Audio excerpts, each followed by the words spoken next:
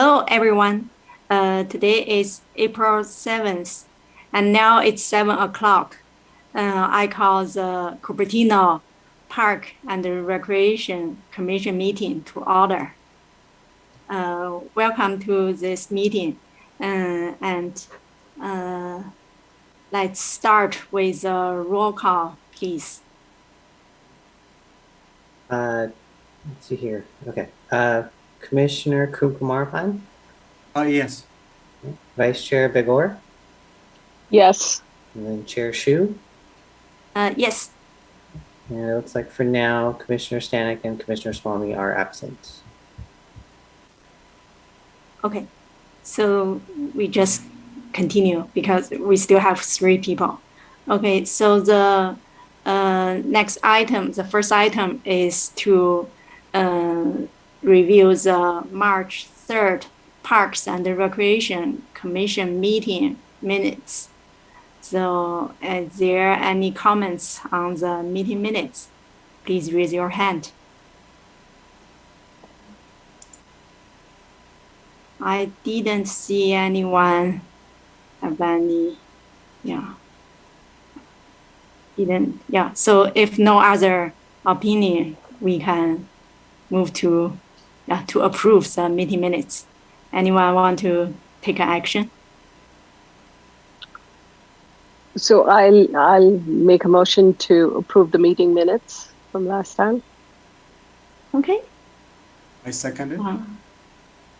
Okay. So we can vote. Commissioner Kukumarapan? Yes. Vice Chair Begor? Yes. And Chair Shu? Yes. Motion passed with 3 yes and 2 absent.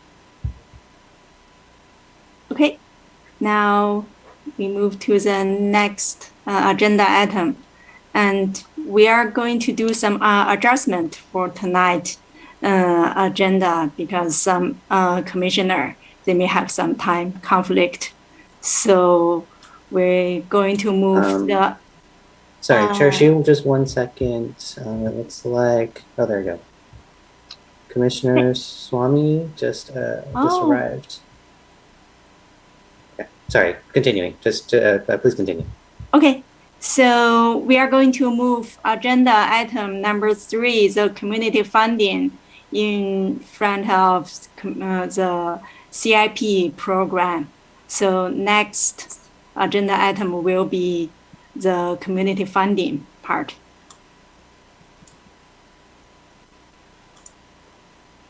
Okay. Okay. So there's no presentation, but I do want to just quickly go through how we're going to do this. Sorry to interrupt. We need to go to oral communications first before, yeah. Oh, yeah. Yeah. Sorry, That's I forgot this one. Yeah, so before the agenda item, we are going to welcome the community members during this meeting.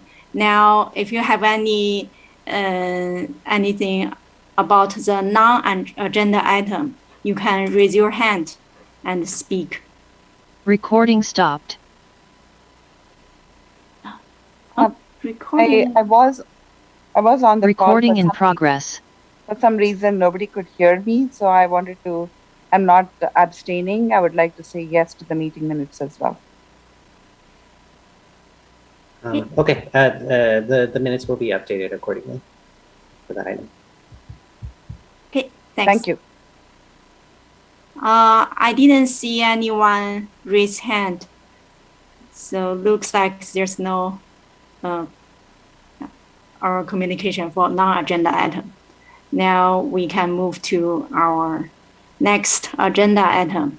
That's fiscal year 2022 to 2023 community funding application evaluations and the recommendation to city. Okay, so there's no actual presentation on this one, but I will go through what we will be doing. So to begin this item, the chair will facilitate the eligibility conversation with the commissioners. I will then share my screen and collect the commissioner total scores out of 100 for each applicant. I will be collecting the scores by organization, not by commissioner. So I'm going to go laterally across the attachment D. The chair will then ask the commissioners if they have questions, then public comment, and then the commissioner discussion. So chair, it's all yours. Thank you for the explanation. So now it's a first step of the community funding part. We can start the discussion on eligibility criteria. So any commissioner want to, I see Commissioner Kumarapan. Yeah, thank you, Chair. Meena. I was going through the evaluation and I looked at one particular organization in general. Again, I'm just putting it on the table based on my observation, and it, again, we will be discussing on it. So this is the Cupertino Bhubaneswar Sister City Initiative organization. And again, I've gone through the previous eligibility criteria. Maybe I'm not able to make it few things. Maybe staff Rachel can help to identify, am I misreading it, or maybe my interpretation may be wrong. So the Sister City program, a Sister City in general, is part of the city initiatives. That means it is already bounded by city, Cupertino City. Now, this particular community fund, whatever we are providing today, should be for the organization which are not affiliated or connected to the city, because otherwise I see this as a conflict of interest. There's nothing to do with the Bhubaneswar City initiative is good, bad. I'm not even going that one, but I see it as a fundamentally, this particular organization is part of the city's official Sister City program. That means it's associated with the city, unlike any other communities which are offered for it. In this case, if I see it like whatever we do at work, similarly, I'm trying to see is if my organization is already having an organization as my affiliate attached to it, allocating a fund to that compared to the other ones will be a conflict of interest. That's how I see it, and that's why I'm questioning the eligibility part of it. I just want to put it on the table. I personally see that one, if it is associated with it, it should not be eligible from the community funding. So that's my put it on it. Maybe I think staff and maybe Director Joanne, others can correct me how that is, because there are many other Sister City programs we have associated with the Cupertino. That's my just only one question on this eligibility criteria on the table.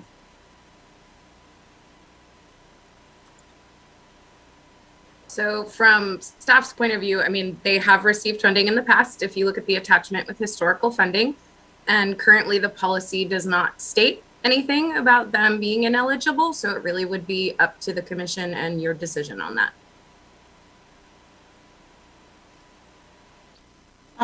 Okay, so maybe, sorry, can I have a follow-up question, Chair, to Rachel? Yeah, sure. Okay. Rachel, is this particular Bhubaneswar City, Sister City one, is how it is qualified within our Cupertino City association? It's an affiliate, or is it still a non-profit, but we just fund it? That I wanted to make sure that how this Sister City program is attached to the Cupertino budgets and whatnot. So, because I say it's a Cupertino Sister City, means it's part of the Cupertino. Again, we'll go down eligibility. Maybe you can help me on just that. Maybe our other commissioners who know aware of it, part of the Sister City programs. Like I think I see Commissioner Stanek joining it. Any one of them, that would be great.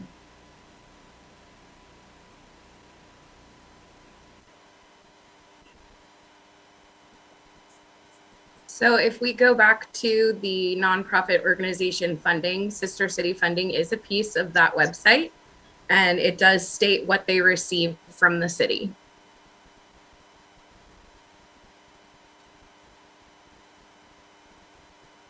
Okay. Yeah, I see what they received it, but again, that's maybe I might have been part of the. I don't remember that part of the last one, we picked that organization allocated. I think it was allocated by the city council. So it was not, so I'm sure that at the time I held my criteria last time as well. But this point, that's what I'm going to, if all commission as a whole feels that no, it is eligible, I'm fine. Then my voting will differ accordingly, or I will reflect on it. But that's just only one point I want to put it. Again, that's my input. If other commissions and however chair you wanted to take it or any discussion, I'll leave it to it.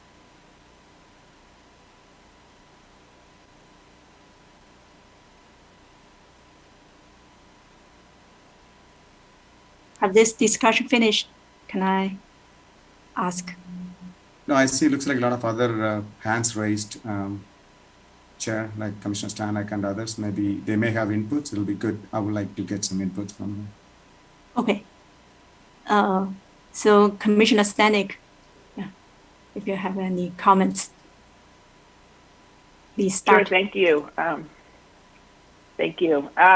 So there were a couple of organizations that 2 years ago were funded by the council that were not forwarded by the commission, and I think this festival was the sister city was one where we had talked about trying to make it consistent with the way the other sister cities are treated.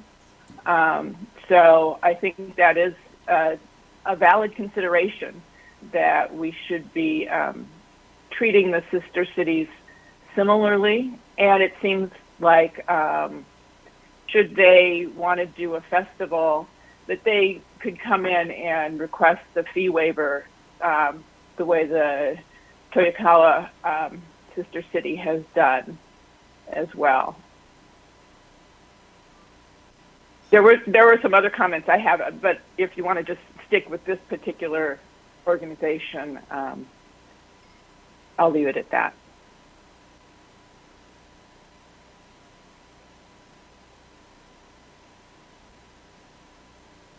Okay, and I just now I saw Vice Chair Begor has something. I had a similar comment. I think when it first came out in 2020, that was our consensus that perhaps we should treat this as any other sister city. So, however, it was funded by the city council, and that's certainly up to them.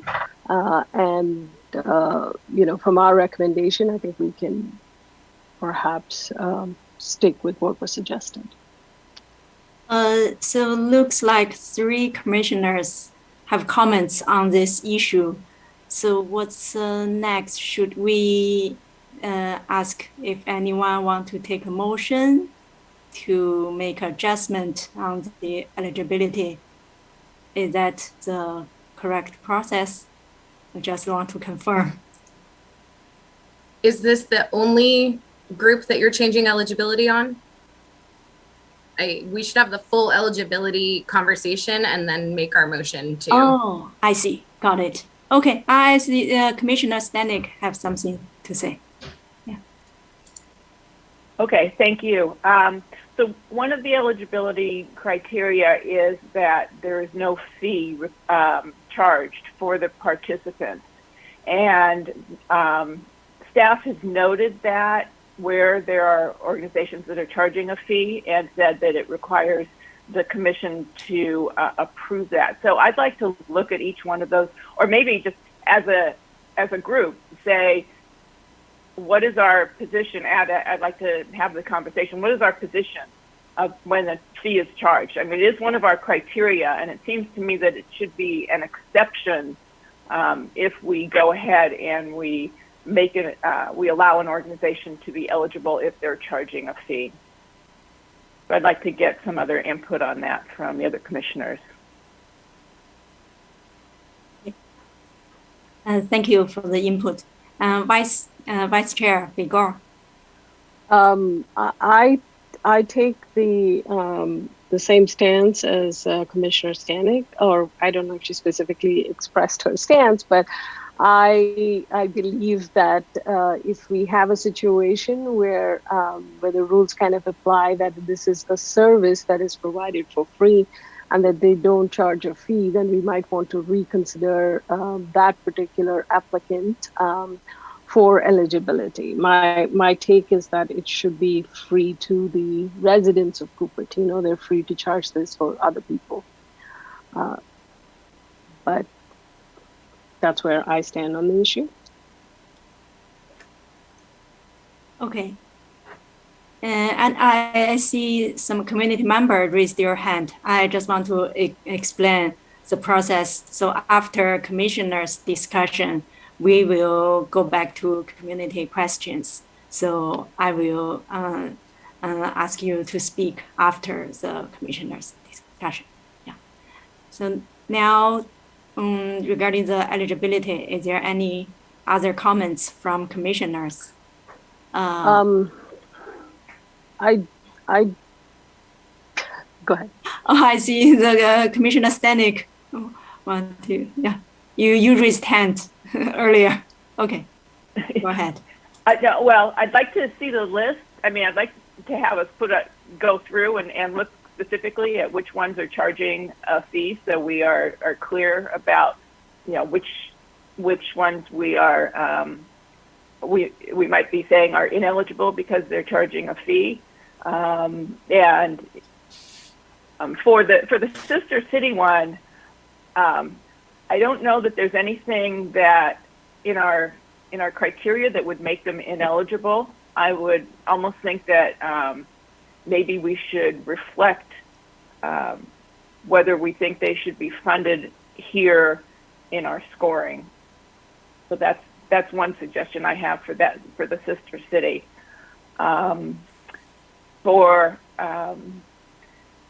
I believe, so I guess I'd like to see for the speech boosters, I think they charge for students to participate.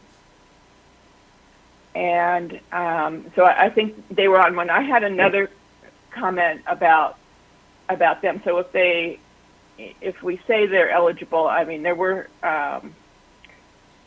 the council, when they approved them 2 years ago, again, it was not an organization that the commission had put forward. The council, or maybe it was last year that they did it, because they actually discussed their application in depth, and they looked at the $3,000 that they were asking for scholarships and the $10,000 that they were asking for the program, and they really approved just the $3,000 for scholarships. And in reading their application, it seems that they said that they used it for the program and not for scholarships. And in looking it over, it looks like they spent $1,500 on scholarships, but said that was a work in progress.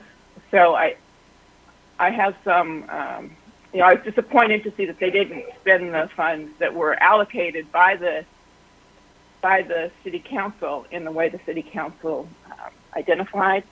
And, but again, they are also charging to participate. Okay. And Vice Chair Begor.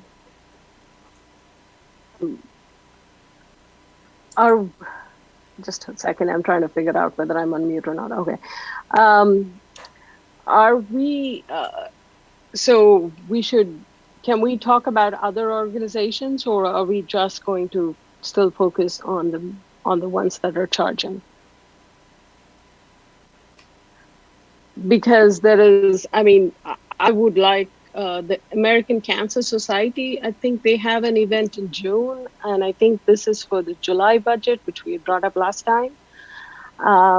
As much as I want to, I don't know if there is something that they have additionally added into the application that has changed, and does that make it a criteria for it to still be there? Yeah, I remember last time they said there may be some update. So did staff got anything from them? So there is clarification that they are one of the events that is yearly. So they do run every year. So the money can be used toward the next fiscal year when it's actually given, not for this June's event. Okay, so now Commissioner Stanek has something to say. Yeah, on that particular one, if we go back to Rochelle's list of the organizations that received fee waivers, I believe we'll see the Relay for Life on there. So they actually are getting money this year, and my guess is that they are perennially asking for the fee waiver and receiving that. Can you confirm that, Assistant Director? Yes. They, along with the other festivals, are receiving the fee waivers for the festivals. So, yeah, I would suggest that they continue with that.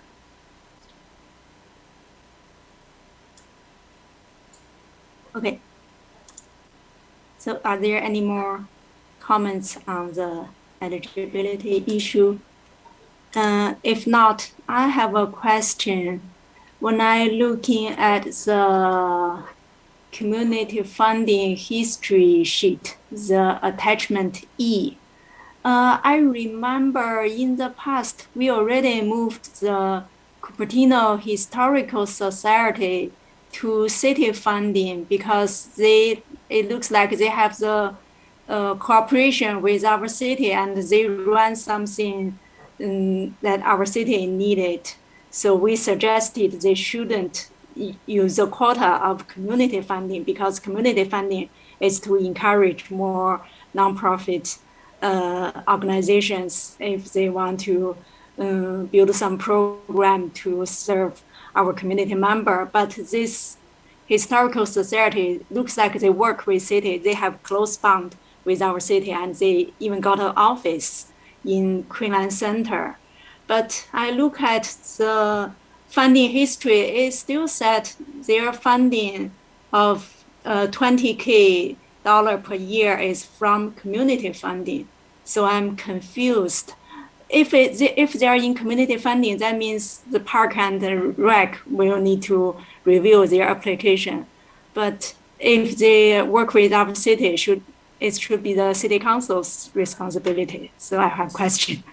So for the last 2 years, they were put in as a budget line item. However, their funding technically still comes out of the budget line item community funding.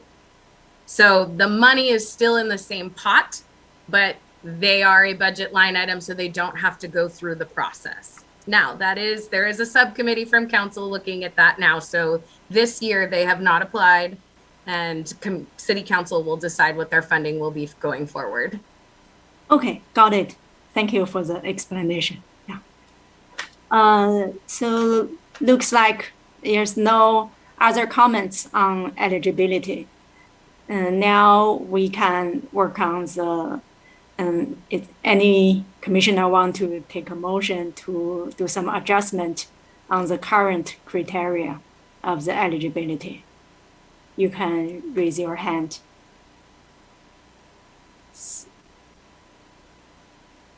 Commissioner Stanek. I guess I'd like to see, to make sure we're all talking about the same organizations when we say, which ones are charging a fee and which ones aren't. So we're clear about which ones we are saying are not eligible for that particular criteria. Is it possible to get that information for this year's application package? I'm not sure if staff have time to do that. So if we agree to add this thing to eligibility, maybe we can work on the next year's criteria. So yeah, so staff, maybe you can answer. Can you give us information tonight for the current application? Yeah, so it's actually on the eligibility checklists that are with the application. So I can scroll through them. Just remember that there's a whole application to scroll through too. So I will share my screen so you guys can talk about them. Okay, thank you. Okay, so our first one, no charging.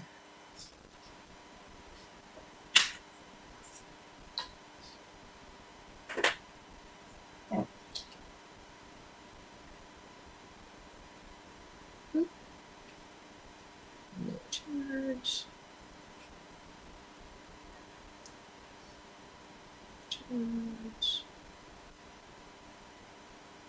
Okay, so STEM Boost has a registration fee.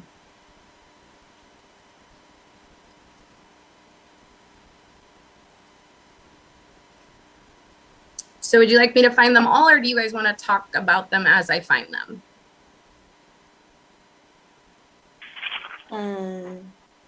So maybe if we have other thing, but okay, I can keep going. You can just keep a list. maybe we can ask the community to speak if they have any questions, and at that time you can find give us a summary of the fee, and then we come back to this discussion. Is that okay?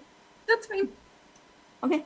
So for community members, if you have any questions on this agenda item, please feel free to raise your hand. And each of you have 3 minutes to talk.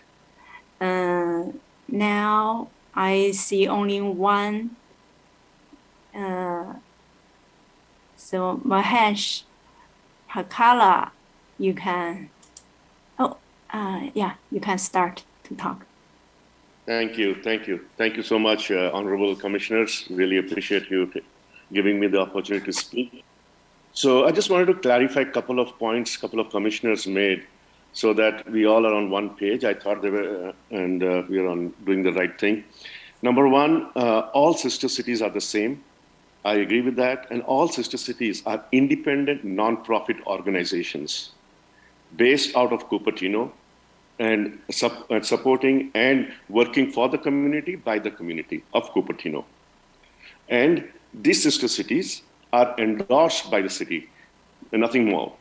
So I feel, being a Cupertino resident, you should have a preference for the local community efforts that are going on to bring the communities together. There's nothing else. These are independent non-profit organizations. We pay the tax to the IRS. It's completely different. It's not that the city pays for us, files our taxes or anything like that. So it's a completely independent. So I was a little bit sad in the sense that we are Cupertino residents, Cupertino city. And by the way, the other sister cities are very much older organizations, 15 to 20 years, and they have enough funding. We are pretty new. That is why we are looking for funding. Once we get on our feet and start running, and we won't be maybe not coming to the community funding. And those other sister cities have not come because maybe that's one of the reasons I think. If they come, then it's a different story. But we put the effort, put the application because we want to make sure our sister city is represented and we bring the communities together in Cupertino. And we are working on various projects. And it is like the student exchange programs, cultural exchange programs. This is what we are working for, the Cupertino community. So I hope you guys had an opportunity to come for our event last weekend, and you would have seen that. That's all. It's my plea to the commissioners. Please think about it, because it's for the Cupertino residents. No other organization. There's few of the organizations, the list are outside Cupertino. We are one of those which can claim to be by the people, for the Cupertino residents. Please have a look at that and have a good look at that, and please give your rational and logical conclusion. I'm with it, either one way or the other. I'm with the community. So whatever you decide, I'm for it. Thank you again for giving me the opportunity to speak. Thank you. Thank you for speaking. Are there any community member? I see Deepa Gopal has something to say. Yeah, you can speak now.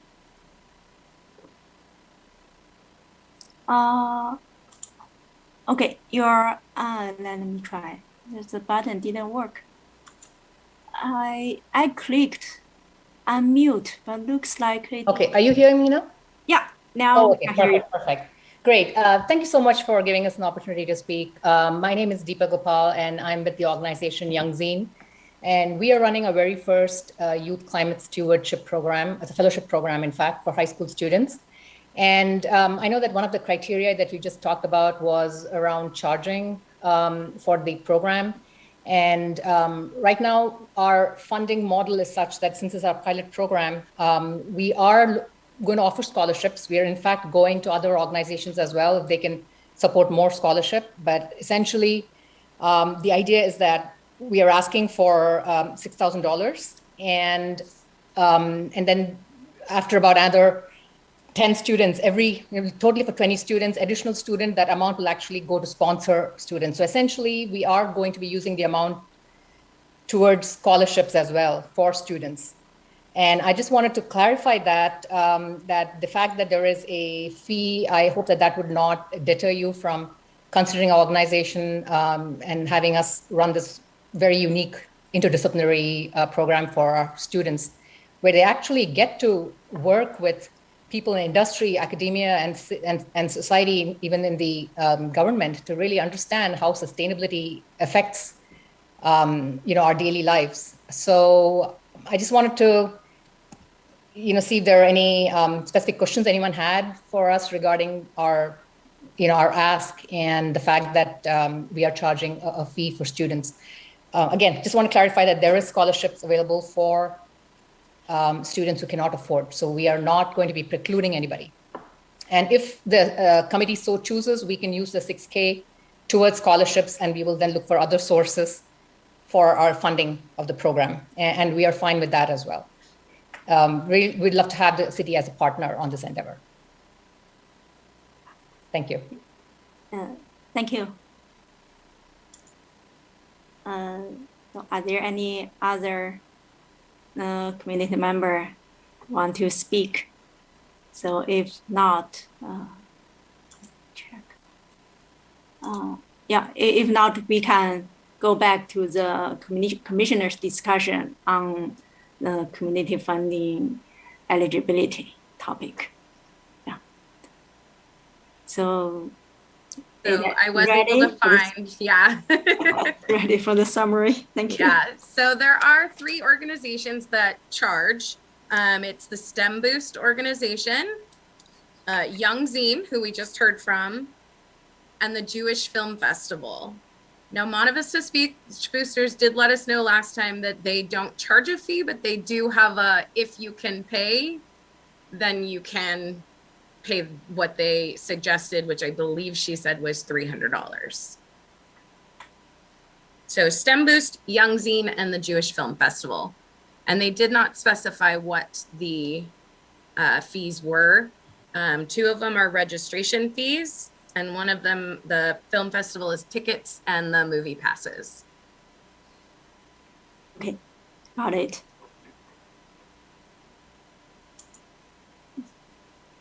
So if we have several commissioner have comments on the eligibility, so I think one topic is about the eligibility of sister city, because we have several sister city programs.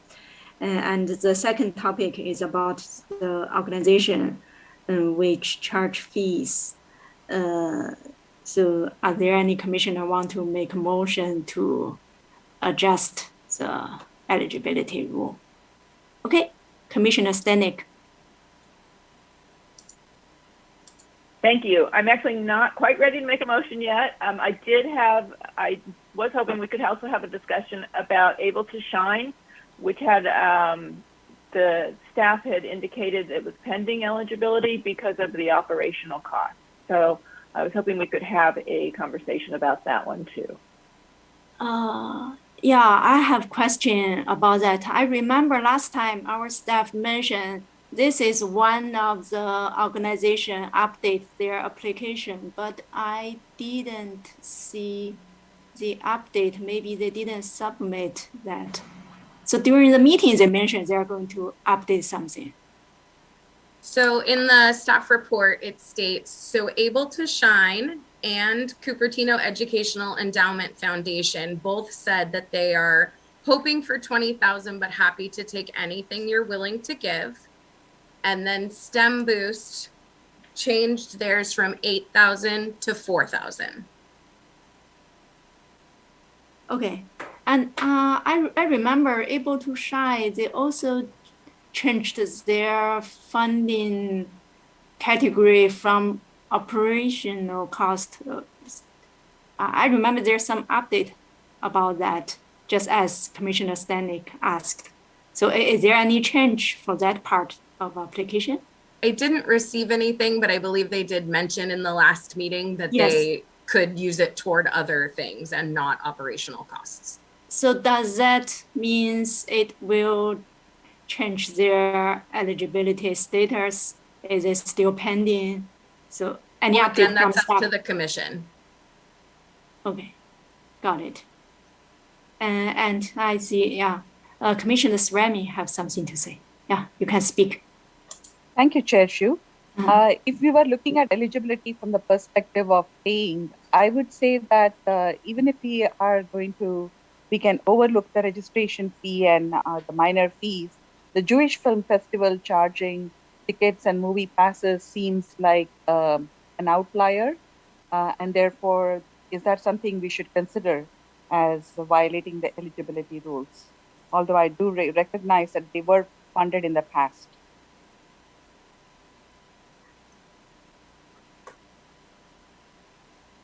Okay. So are there other discussion on the eligibility?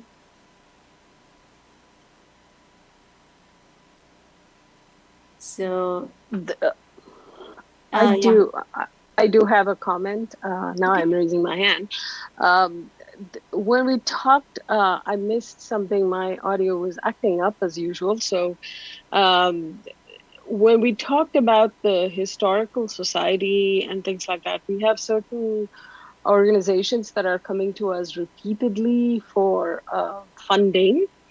And the question then becomes, is this, and they get other festival funds and stuff like that. So does it make sense to have such organizations, maybe not this time, but going forward, be separated just like the historical society was? Because you know, we could be working with other organizations rather than just talking about the same thing over again or funding the same thing over again. Oh, I see. Our director have something to say. Yes, that information, we could not get our subcommittee and staff together to work on community funding prior to this year's funding cycle, unfortunately, due to city manager turnover and some different things that were happening. And so that discussion was supposed to happen prior to this year about what, the purpose of this funding is, and if it would, fund only new organizations, or how the funding would look. And so that is not part of the discussion this evening, unfortunately. So we haven't really ironed out all the details that we had discussed at the end of last year. We met after this item last year and discussed some of the things about how, this particular community funding would look, these grants would look. And so we have not ironed out those details yet.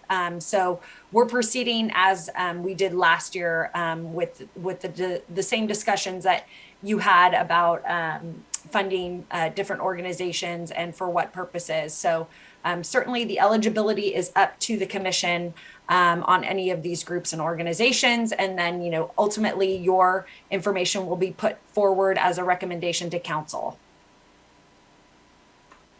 Okay, thank you for the information. And Commissioner Kumarapan, you can speak. Thank you, Chair. So I think just the comment is that I think thanks for the community member to clarifying the association of the sister city with the Cupertino. So I just want to make sure that that helped me. So that's only comment I have. So.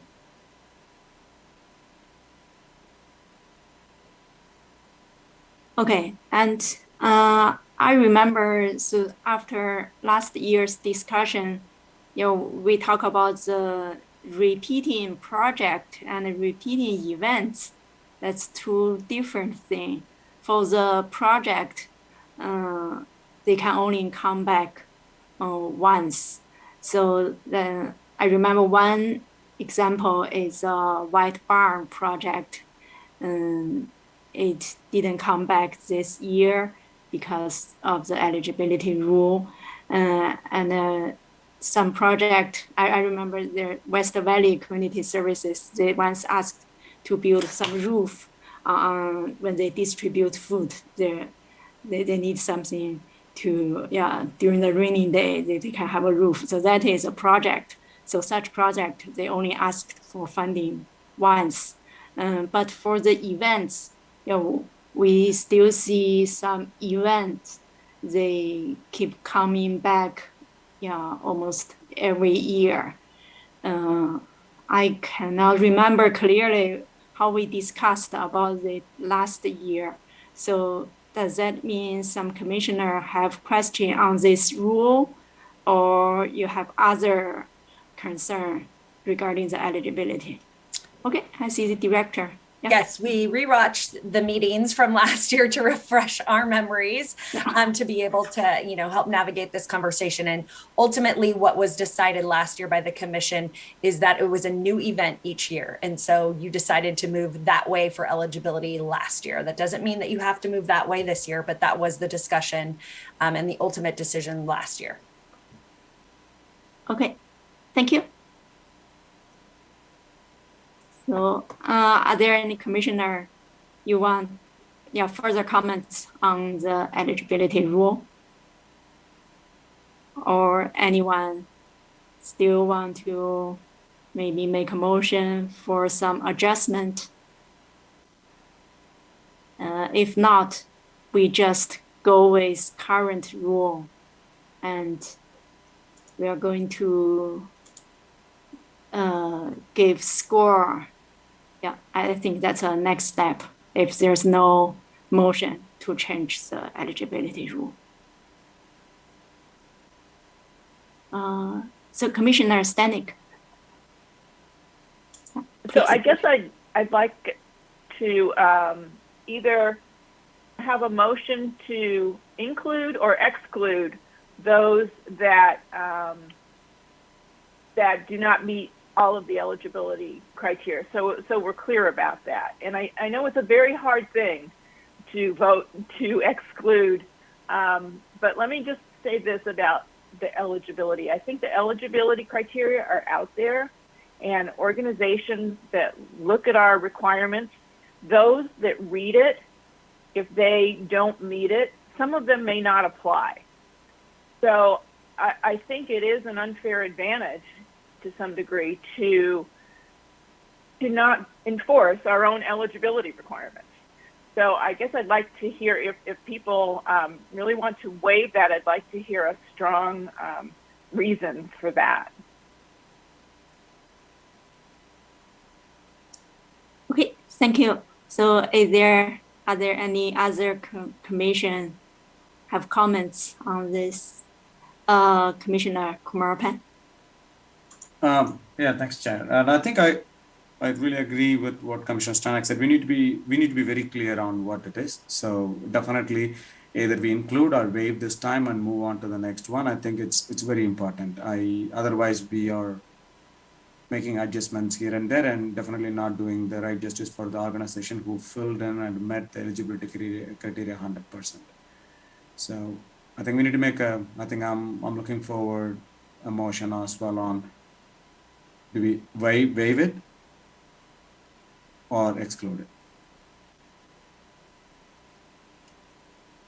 Okay, Vice Mayor, Vice Chair Bagel, you raised your hand. Okay.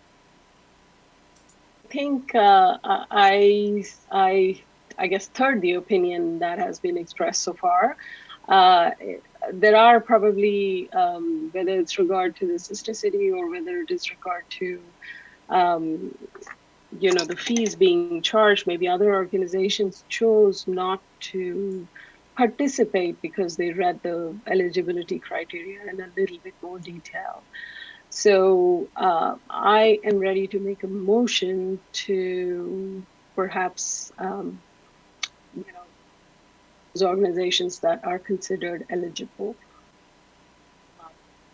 as we see it right now.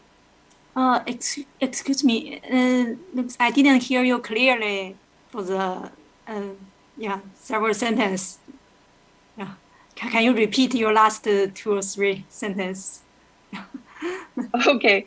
So I believe that I think we should hold ourselves responsible for holding up the criteria that we have set up for this community program. We cannot make a rule and then make exceptions. There are probably organizations out there that read the eligibility requirements and met all of them, or decided not to apply because they did not meet some of them. So we're not being fair when we make exceptions or waive some eligibility requirements. We can make the criteria to be a little bit more lax the next time around, or clearly state that these eligibility criteria have to be met.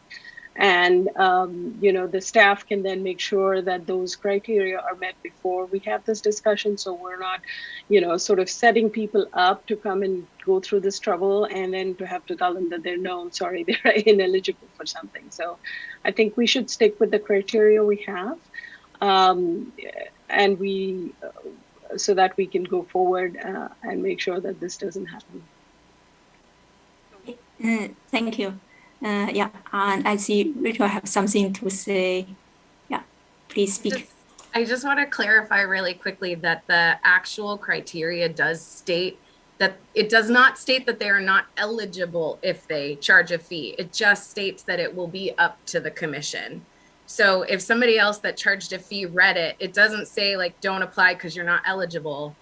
It just says if you charge a fee, the eligibility will be up to the commission. So I just wanted to throw that out there because there are eligibility criteria that do state you cannot have this, you cannot have that.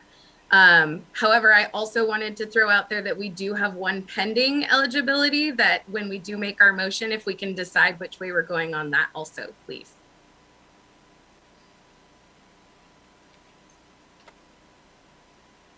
Okay. Commissioner Kumaran. Yeah, thank you, Chair. I think let's go one by one clearly. I think looks like looks like combine all of them, at least for one. Yes. If it is pending eligibility and the documents are not yet there and staff haven't had a chance to decide whether they're eligible or not, I think that should be out of the list here. If it's still pending, then it's not qualified yet to be on the table. So that would be my input. So. Okay. Thank you. So I think several commissioners they want to make this rule clearer about how if some organization didn't meet the eligibility issue, maybe we should make it clearer so not next time we won't confuse people. So are there any? Oh, okay. Rachel, yeah, you can speak. I just want to remind everybody as we're going through this that there is a subcommittee from council and this will be probably changing before next year. So we will do our best to make sure we're noting everything coming up this evening as with last year. But for this evening, if we can just go forward with what we have, that would be fabulous. Okay. So if there's no motion, that means we just keep the current rule. So if commissioner, they have some strong opinion to change the rule, they can, yeah. So if I might just jump in here. So we still need to determine if there are any groups that you are deeming ineligible. And we also need to determine the one group that is pending, if you are deeming them eligible or ineligible. So we need to make those decisions. We can't change the rules about any of the policy. The policy rules are as is and have been adopted by both the commission and the council. So we have to abide by the current policy until we can make changes in the future. but the eligibility discussion is for the commission to decide. So what I have is I have 5 different groups that you've talked about. So if we want to go through those one by one and say eligible or ineligible, I think that might be helpful. Unless I've missed any groups, but we can move through that way. The 5 groups that you've talked about are STEM Boost, Jewish Film Festival, Able to Shine, and then do you have the other 2, Rochelle? Yeah, Young Zine and Bubbo Nashwar. So I don't know if there are any others that you are want to deliberate on, but I'd like to get the list together and then we can just move through the list, perhaps. Okay, and now I just want to provide a summary just to make sure everyone is clear about this issue. So at first we talk about the sister city, but then it turned out there's no eligibility rule to prohibit this application. And then we talk about the able to shine because operational fee, those things, is that still eligible? But it turned out in last meeting, they mentioned there's some update, but they didn't submit the formal update. And all the other organizations, that's because of they charge a fee. That's why we're discussing their eligibility. So that's a summary. I just want, yeah. Okay, and I see Commissioner Stanek has something to say. The only other one I would add to that is the Monte Vista Boosters, because they do say there's a fee. I think there's a difference to say there's a fee, but it can be waived with a scholarship. That's different than saying there's no fee, because there is a hurdle that a decision that someone needs to make in order to try to participate. So I would add them to that list, because they said I thought it was like $400 or $500 to participate. Okay, thanks. And Commissioner Kumarapan. Yeah, thank you. As Director Juan and the Chair, you summarized it. I think one is standing out, which is a particular organization is pending eligibility. I think I would like to do it. If it is pending eligible, they should not be even the bucket of whether we are eligible or not, because it is not even qualified yet, because we haven't checked mark and put it in the bucket yet. I think I would like to separate that out. And then I'd like to make sure if they are, I can make a separate motion on it, because if it is pending arguments, it's still in the process of evaluation. That means it should not be in the bucket with the others, because they have completed the evaluation, they are already deemed eligible to start with, and we are discussing a double-click version or a minor version of it. So I'd like to separate these 2. One is not even yet in the bucket of things which we want to discuss, which is pending eligibility, which I'd like to make a motion to. If it is okay, then I'd like to make maybe it's a staff, Rachel and Dr. Juan can help. If that is the case, then I can make a motion to really, if it is pending eligible, I would like to see that should be excluded from this list. That's what I would like to move, but is it the way to do it? Because if I combine it, I think we are muddying it. You're completely allowed to make whatever motion you like, and then if someone seconds it, we can discuss it. Okay. And Chair, is it okay, or it looks like other commissioners should raise their hand, so should I wait? I think maybe we can let Commissioner Srami finish her comments, and then we can go back to your motion to see if anyone want to second it. Is that okay? Sure. Okay, Commissioner Srami, please speak. Thank you, Chair Shu. I was actually going to talk on a different topic, so I would take this opportunity to just second what Commissioner Kumarapan was saying, and then make my comment, because it was an orthogonal issue and I don't want to go off into another tangent. So let's put this to rest and then we can move to the next issue, if that's okay. So I'm just taking the opportunity. If you want to make the motion, Commissioner Kumarapan, I can be your second. I can second your motion. Okay, so it seems, yeah. Okay, if that is the case, yeah, Chair, I put for a motion that we exclude the organizations, assuming that, right, who are on pending eligibility evaluation should to be excluded from this funding discussion for this year. And I second the motion of Commissioner Kumarapan. Okay, and I think we can start to vote. It looks like Commissioner Stanek has a comment that she'd like to make. Oh, okay. Just a friendly amendment to clarify that which one we're talking about, and I believe we're talking about able to shine. I just want to be very clear of where we're talking.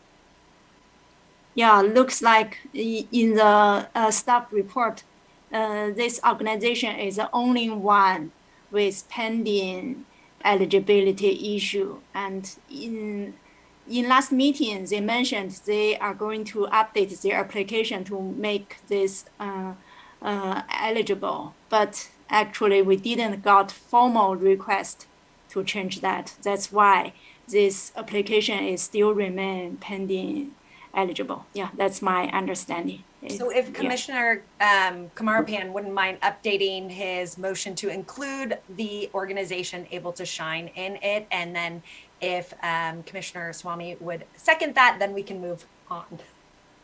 Okay, thank you. Thanks for Commissioner Stanek. I need more, I need to learn more here to become more clear. Thank you.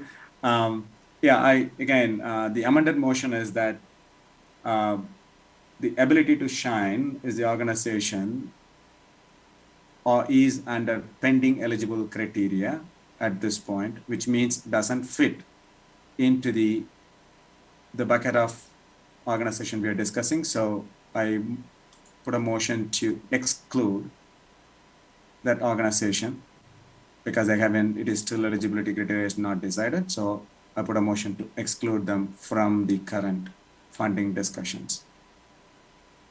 I second the motion of Commissioner Kumarapan. Okay, now we can start to vote. Kevin, could you help us to do this? Yes. So Commissioner Kumarapan? Yes. Commissioner Stanek? Yes. Commissioner Swamy? Yes. Vice Chair Begor? Vice Chair, just once more, so we can get you on camera, get you on the microphone. Yes, okay, that's fine. And then Chair Shu? Yes. Okay. Motion passes unanimously.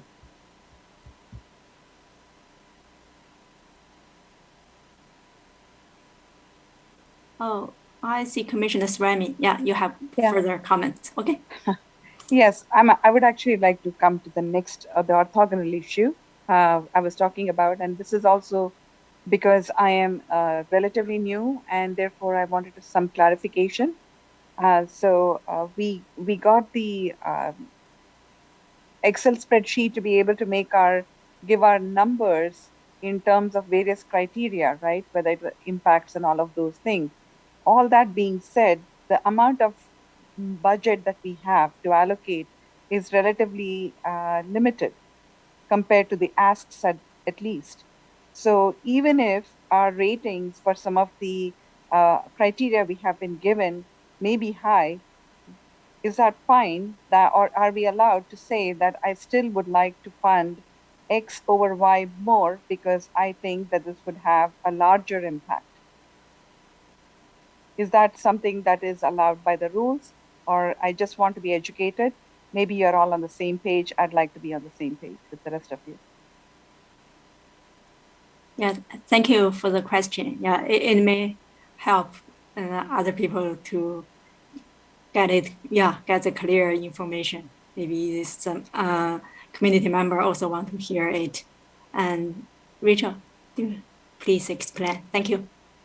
Yes, so after we talk about eligibility, I will be asking for the total points for each organization.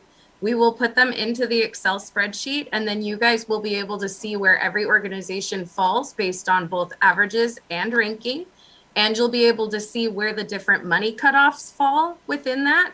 And so at that point, then you can have the conversations about who you would actually like to fund, how many, and all of that. So that will be the second piece of tonight's rankings. Okay, Commissioner Swamy. Yes, thank you, Chair Shu. My follow-up question would be, what does that really mean then? Are we, based on what the set of commissioner, the five of us, give our numbers, are we stuck to proportionally distributing it based on their ask? Because that would actually make me change how I would actually rank them or rate them. Because the criteria are fairly objective, but that doesn't mean that my evaluation of where I would think the merit is the relative merit is in terms of how I want to fund from my perspective will be informed directly by that. So that can all be a conversation with all of you also. City Council in the past has not necessarily funded an entire ask, maybe part of an ask, and that is something Commission can also decide on. I'll let Carol talk.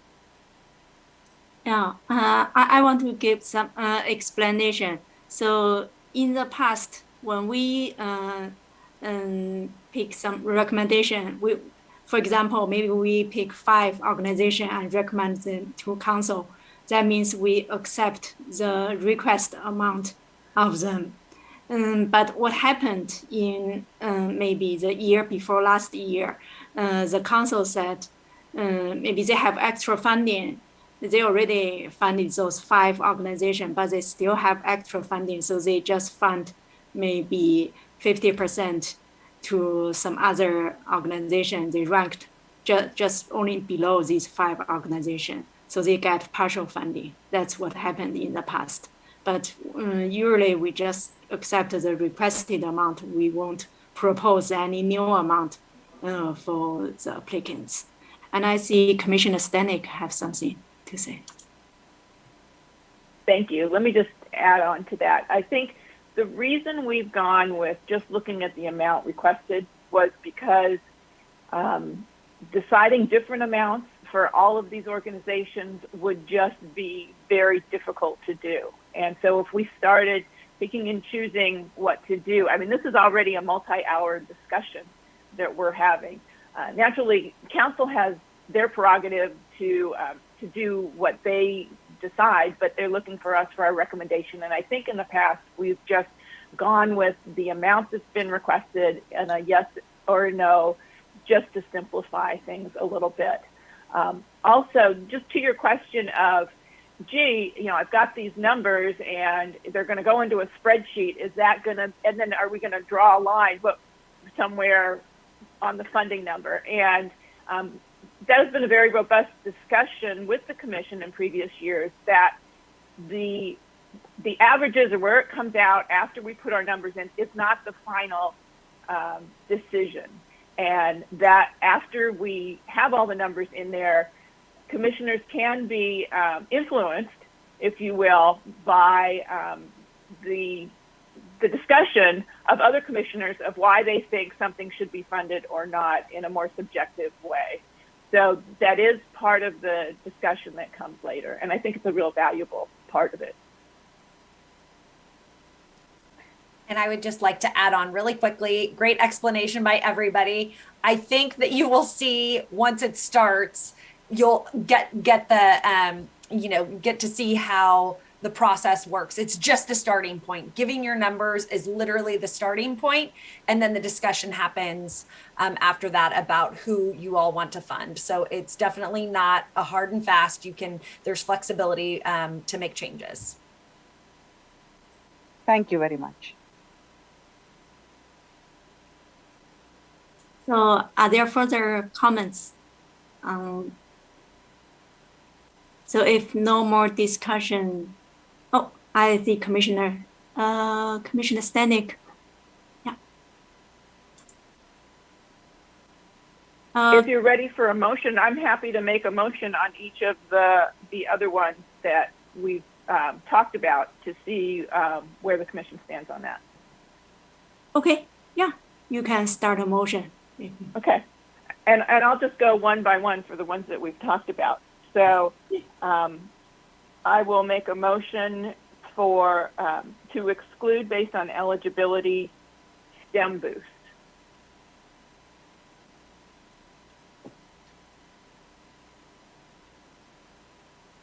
So that means you are going to make motion for those organizations one by one. we need to, or, okay. So that's because of the eligibility rule about paying fees. Do we need to make a motion including all the organization, or we just read the rule, repeat the rule again, and with the organization name? Yeah, I'm happy to have you do it one by one so you can have a more concise discussion.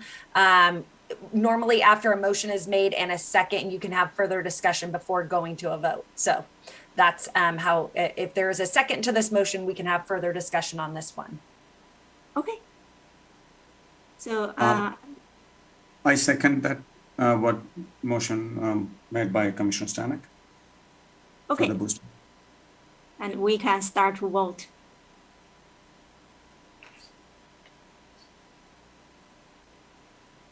Okay. Commissioner Kumarapan? Yes. Sorry. Commissioner Stanek? Yes. Commissioner Swamy? I really like STEM. It's hard for me. But if we are trying to be consistent, I suppose I have to say, yes, can we make a distinction between registration fee and someone who outright charges ticket fees like the Jewish Film Festival? We will vote one by one. So can I abstain for now? Because let me abstain for this one vote. Am I allowed to do that? Yes. Okay. Yes. Thank you. Vice Chair Begor? Vice Chair, sorry, just once more. Audio connection. Yes. There we go. Okay. Perfect. And Chair Shu? Yes. Okay. Motion passes with 4 yes and 1 abstain.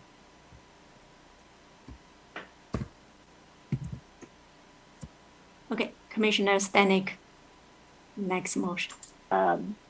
I will make a motion, and I'm just going down the list, to exclude the organization Young Zine for the eligibility of having a fee.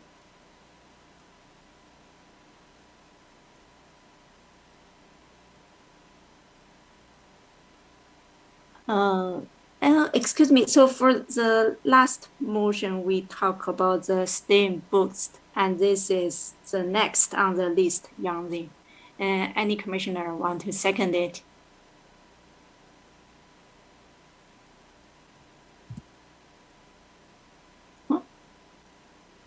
Just a quick discussion, or do we have to just second it and then have the discussion? So is there any more discussion? I think we already have enough discussion. Okay, if you have anything to say, yeah. No, I think, sorry to interrupt. I think Dr. Jawan said we need to second it and then go for a discussion before voting. Is that right? That's a process. So if you want to discuss, I think Commissioner Bahar, I think second it and then go for a discussion, correct? I am willing to second it. I'm willing to second it, but I do have a comment on this.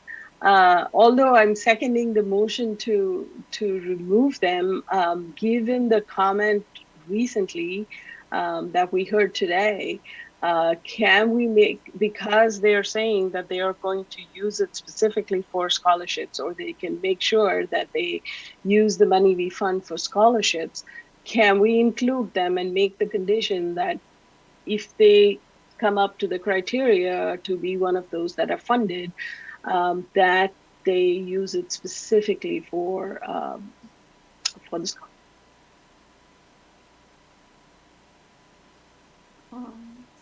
Sorry, your last sentence, sorry, we didn't hear it clearly. You said you use the funding specifically for something. For the scholarship, as specified by, I forget who it was that commented on it, but whoever was supporting that.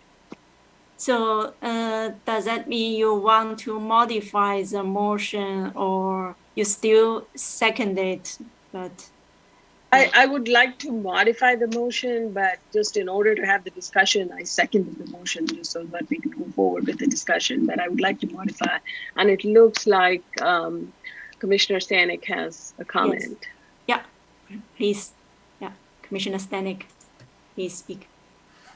Yeah, so I think we could vote on this, and we could, if the commission wants, they could vote to include it in eligibility, and then later we could, if it ends up being on the list, we could say that the money needs to only go for scholarships. So I think that would be a separate thing. So I think this question, I'm just trying to get very specific. Are we going to include them in eligibility or not?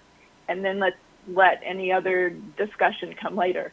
And if you think they should be included, then go ahead and vote that, and vote the motion down. Commissioner Kumarapan.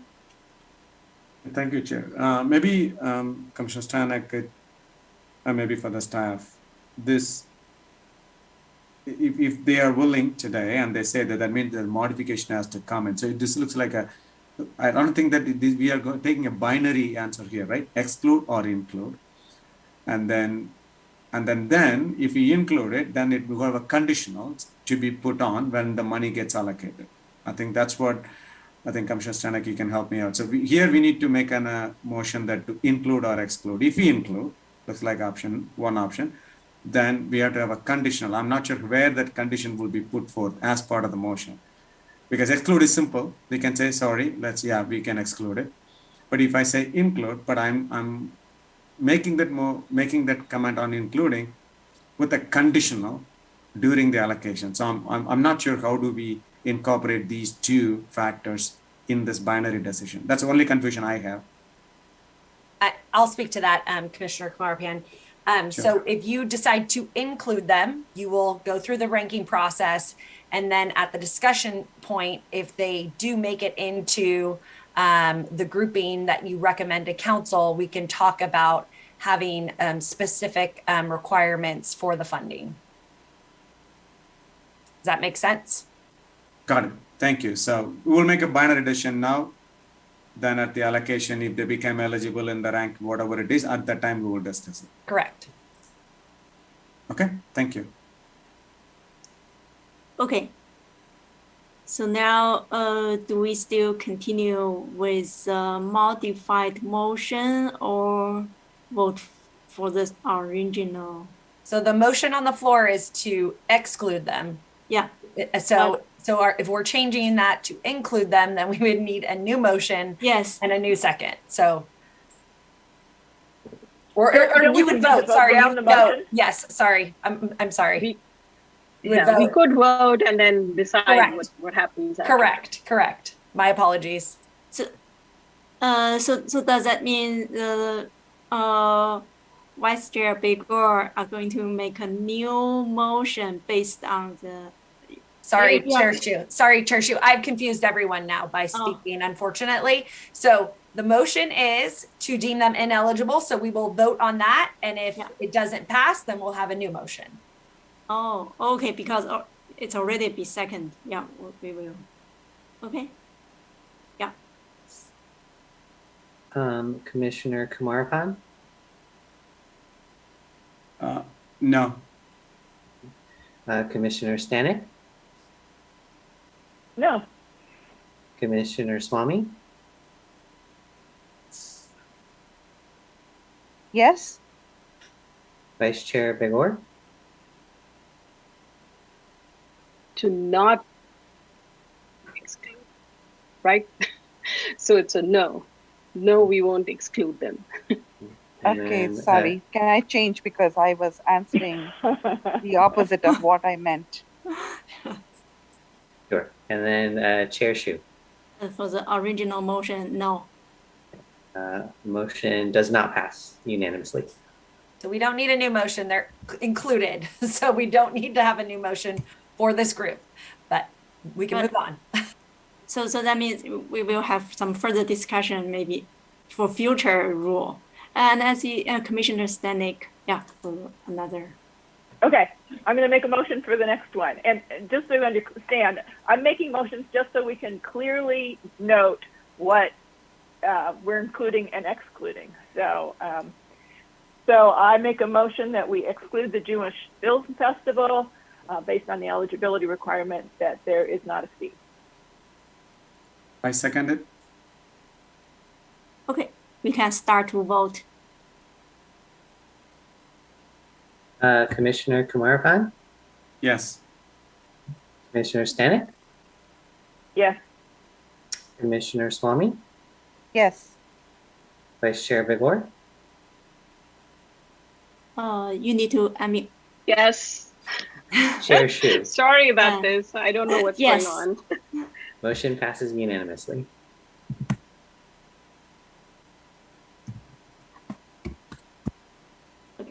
Commissioner Stanek. Okay, I will make a motion that we exclude the Monte Vista boosters, the beach boosters, on the eligibility because they have a participation fee. I second the motion. Thank you. We start to vote. Commissioner Kumarapan, Yes. Commissioner Stanek, Yes. Commissioner Swamy, Yes. Vice Chair Vigor, Or I'm no. and Chair Shu. Yes. Motion passes with 4 yes and 1 no.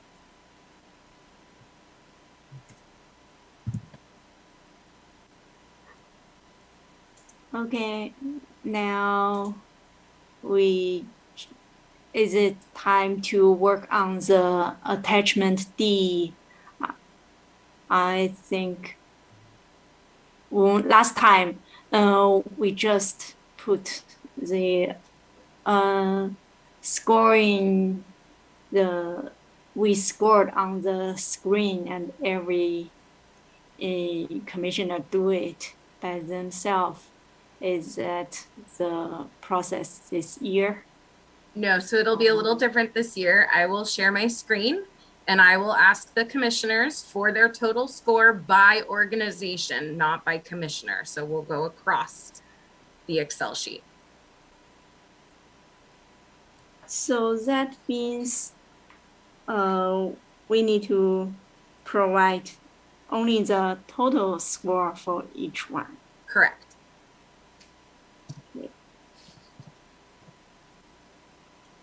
I think Carol might have a question. Yeah, Commissioner Stanek, yeah, you have. Thank you. This is just a little process comment. As we go through them, sometimes as we rate them, or as we score them, we end up with ties. So 2 or 3 or 4 organizations may have the same total score. And when those go to be staff ranked, there's a couple of ways we could do it. One, we could either ask all the commissioners to themselves break their ties so that there is a force, one is ahead of the other. Or if they have 3 that end up being number 1, then the staff ranking that should get from that commissioner should not be 3-1. It should be the average of those 3, which would be a 2 for each one. So that's a kind of esoteric statistical issue, just like why do we do staff ranking with them. But I think last year there were some where there were some ties, and the people who had ties ended up, their rankings were higher than all the other commissioners because we gave the best ranking, kind of like if you were in a race and 3 people tied for first, they all get first and the next one gets fourth. But it should be, in my opinion, that either, I think it would be easiest if we just asked the commissioners to break their ties themselves so we wouldn't have to mess around with the ranking. Does anybody have any questions about that or comments? So I have some comments. I just remember last year after we provide the score and we had some discussion, we still have chance to adjust our score. I'm not sure if my memory is correct. So that means if there's some organization with the same score, maybe commissioner after discussion, they can adjust that to avoid that scenario. Is that true? Yes, there will still be time to adjust your scores after while you guys are deliberating about them. Okay. And Vice Chair Baker, please speak. I thought, the way we would resolve it, I mean, it's like to two commissioner, I mean, we have two opposing organizations that we have the same number for. We can go into a discussion and kind of decide, you know, which one we want to rank, as opposed to just, you know, that we do want to stick with a 1, 2, 3, 4, 5, 6, as opposed to 2 1s and 2 2s.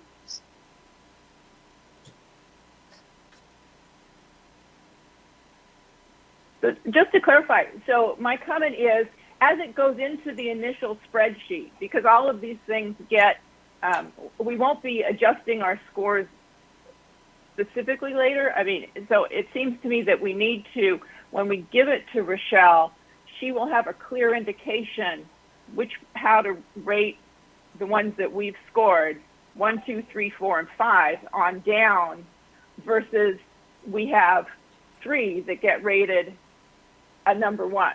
Because what she starts doing is averaging the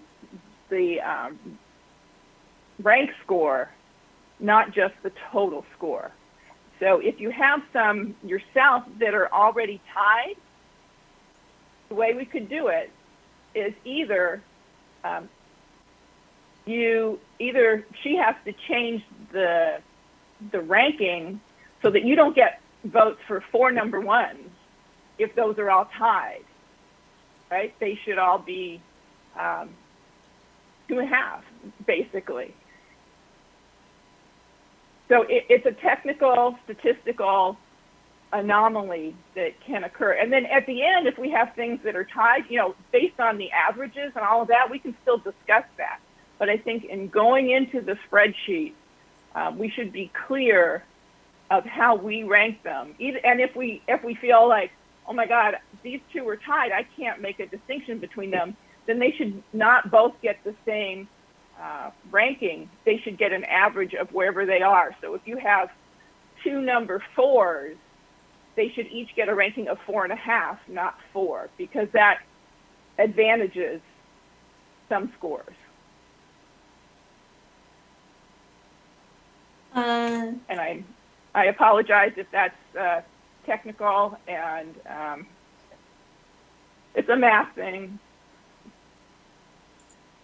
May I have some comments? I think we are talking about 2 different scenarios. So one is for each commissioner. So when you submit your score, please make sure there's no 2 or 3 organizations have the same score. If you have that, you should adjust it to make them higher or lower before you submit the score, so the staff can have a clear rank from maybe 1 to 10 for all these organizations. And the second scenario is after we submit the score and the staff do the average, and then some organization may have the same score. So at that time, we can, because we are going to discuss about this, maybe after the deliberation, commissioners can change their score and make the ranking to differentiate them. That's what I understand. And thank you. That was exactly my intent. And thank you, Vice Chair Begor. In my own list, I have a bunch that I'm not sure we'll be able to fund. So I've kind of given them all a similar low score. But even that needs to change, or is that acceptable? Because again, let me be very clear. If we had complete, an open budget, we'd be able to fund everything. But there are some things we know we cannot fund. So you have to make a decision somewhere, and I made a bunch that in my mind, can find the money somewhere else. So I have ranked them low, and there's a bunch that have the low score. So can somebody comment on whether I need to change my low scores?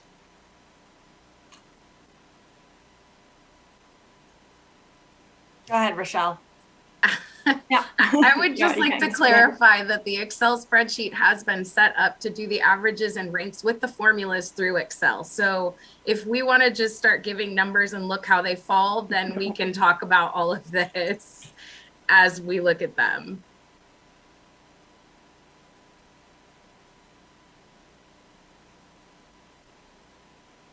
So, Commissioner Stanek, you have some further. Yeah, I think to Vice Chair Begor's point, I think it's important because your scores get averaged with everyone else's. And so if you have 4 of them ranked 15 instead of 15, 16, 17, 18, that makes a difference to the averages. And the Excel spreadsheet is going to do that. And I think it's easier to distinguish it as you give your scores than after they go into a consolidated worksheet. Thank you. And Commissioner Remy, you want to Thank you, comment? Chair Shu. I had a very similar sentiment to Vice Chair Begur, and I actually was in the midst of making the changes after I heard these set of instructions.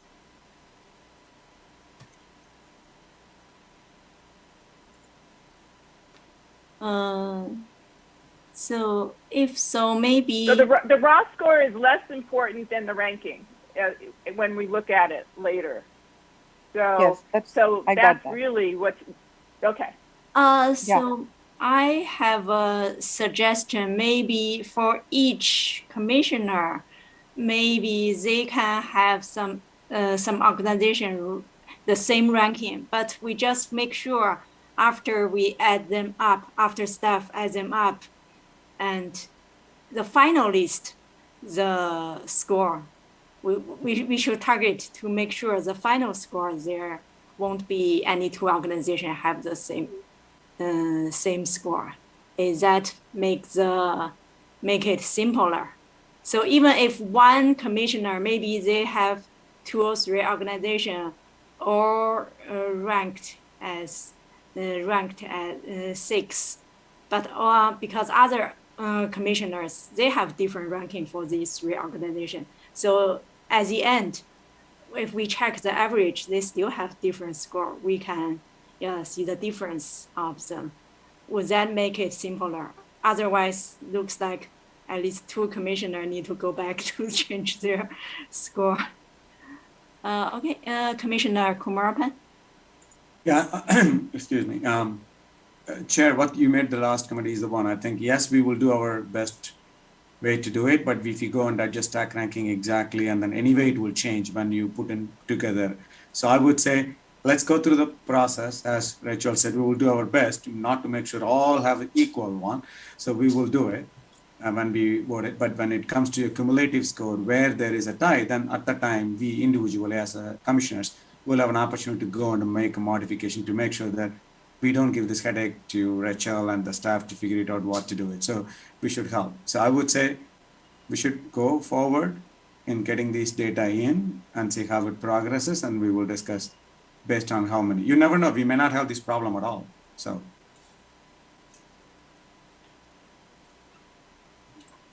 Okay. So are there any further discussion on this?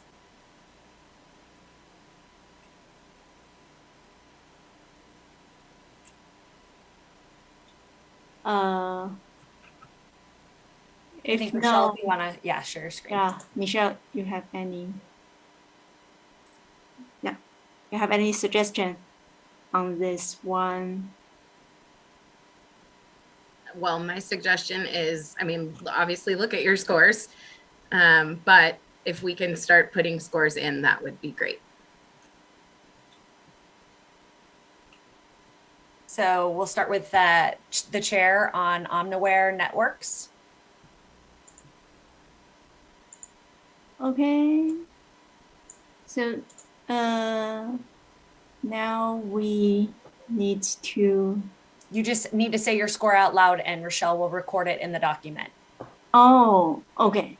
But I haven't got the total score for several organizations. I need some time to calculate.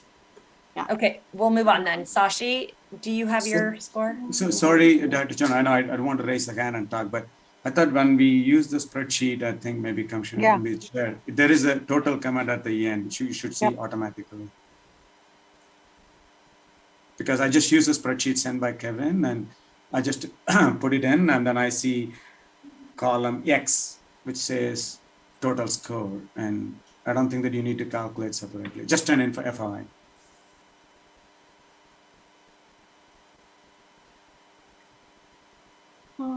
Thank you for the information. We'll keep moving though. And if everybody doesn't mind, if I don't formally call out their commissioner and last name, if I could just use your first names to get through this as quickly as possible. So Sashi, do you have your Omniware total? It's 76. 76. And Carol? 87. Great. Gopal? 75. Seema? 60.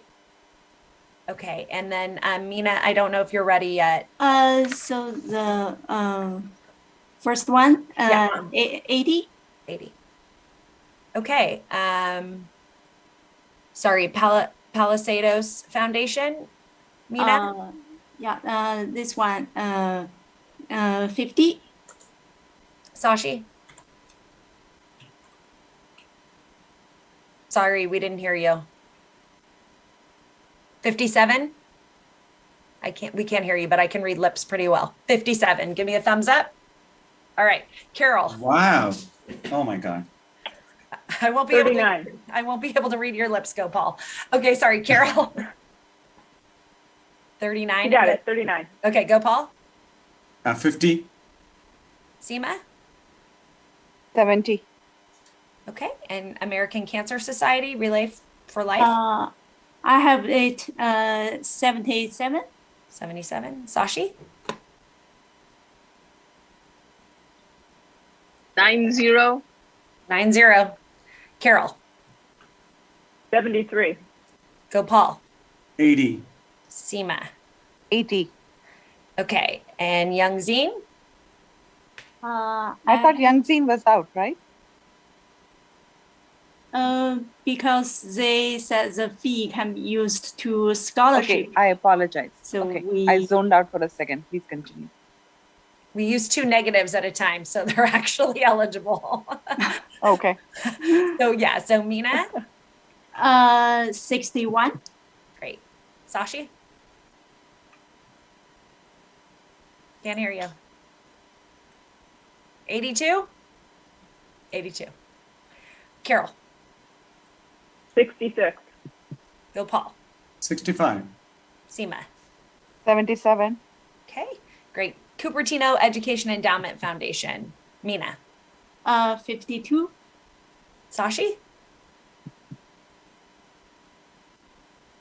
I'm sorry. 20? 20. Great. Carol. 56. Gopal. 55. And Seema. 47. 27, 27, 47. 47. Great, thank you. Cupertino Union School District, Mina. 50. Sashi. 65? Yeah. Wow. Carol? 91. Gopal? 65. And Seema. 82. Fremont Union School District Foundation, Mina. 64. Sashi. 87. Carol. 93. Gopal. 75. 95. Was it 95 or 75. 75? Okay, great. Sorry. Seema. 88. 88. Okay. And Women SV, Mina. 71. Sashi. 88. 88. Carol. 75. Gopal. 95. And Seema. 97. Okay, Breathe California of the Bay Area, Mina. That's 78. Sashi. Sorry. 80, 0. 8. 80. Okay, 80. Got it. Carol. 69. Gopal. 90. Seema. 55. Great. Tian Hong Foundation. Mina. 65. 65. Sashi. 0. 70. 70. We can hear you now. Okay, Carol. 58. Gopal. 80. 80. Seema. 65. Okay, and Buddhist say, I can never say this. Stay Shy Medical Foundation. Mina. Excuse me. Oh, that's 71. 71. Sashi. 72. Carol. 89. Gopal. 75. Seema. 66. And Senior Services Heart of the Valley. Mina. 75. Sashi. 5. 75. Carol. 88. Gopal. 80. Seema. 89. Chinese American Coalition for Compassionate Care. Mina. 61. Sashi. 68. Carol. 76. Gopal. 80. Seema. 60. Okay, and Bhabaneshwar Sister City Initiative. Mina. 41. Sashi. 50. 55. Yes. Okay, Carol. 63. Sorry, hold on one Please second. hold. My computer has frozen. Oh no. Uh-oh. Kev, Hope can you you were do it? saving. Are you in? Wanted to make a Sorry, comment I'm on here. the. Sorry, So yes, I can- need to make a comment on the Chinese American. I had 60, not 68. Thank you. We'll update Kev, that. as can soon you as we change have- that? Did it update? Yes. There, There we yeah. go. Yay. And then Rachel, at least this time we are much faster than you. At least once.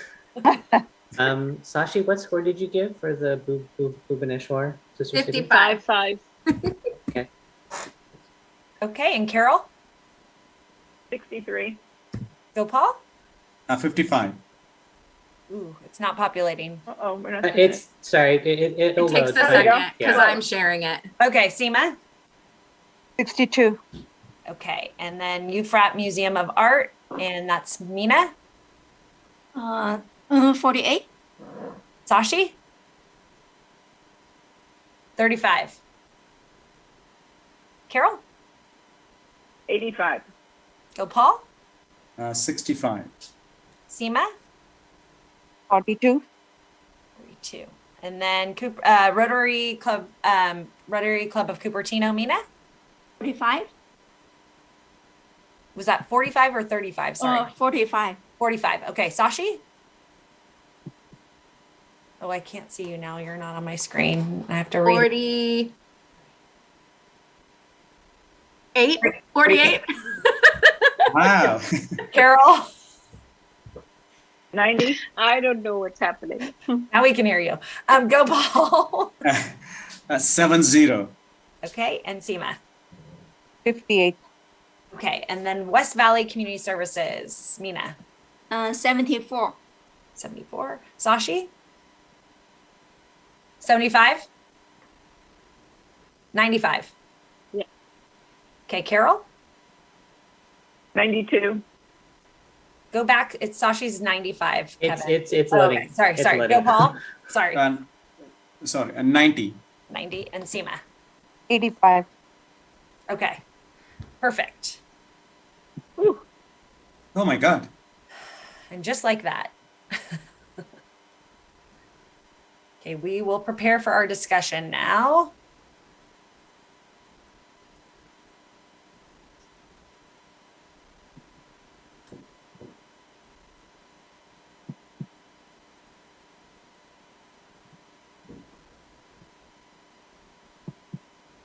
So Thanks to everybody for your flexibility in getting those numbers into us.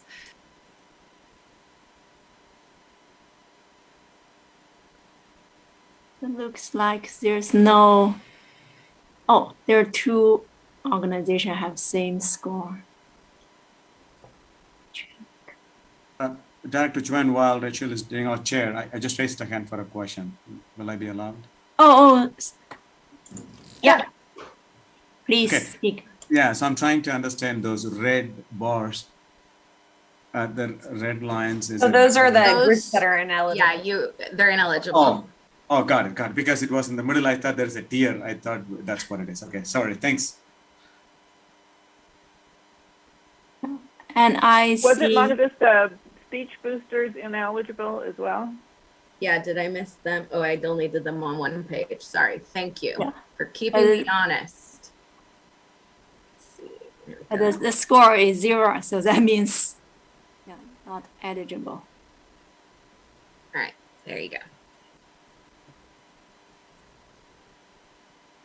Okay, so at this time, we were going to ask for commissioner questions and then go to public comment. So if you want to lead the discussion, Chair. Okay, so yeah, if you have any comments, Commissioner, please raise your hand. Commissioner Stanek. Thank you. So this is a question. The commission ranking, is that the ranking based on the raw score average? Is there also one based on the ranking averages?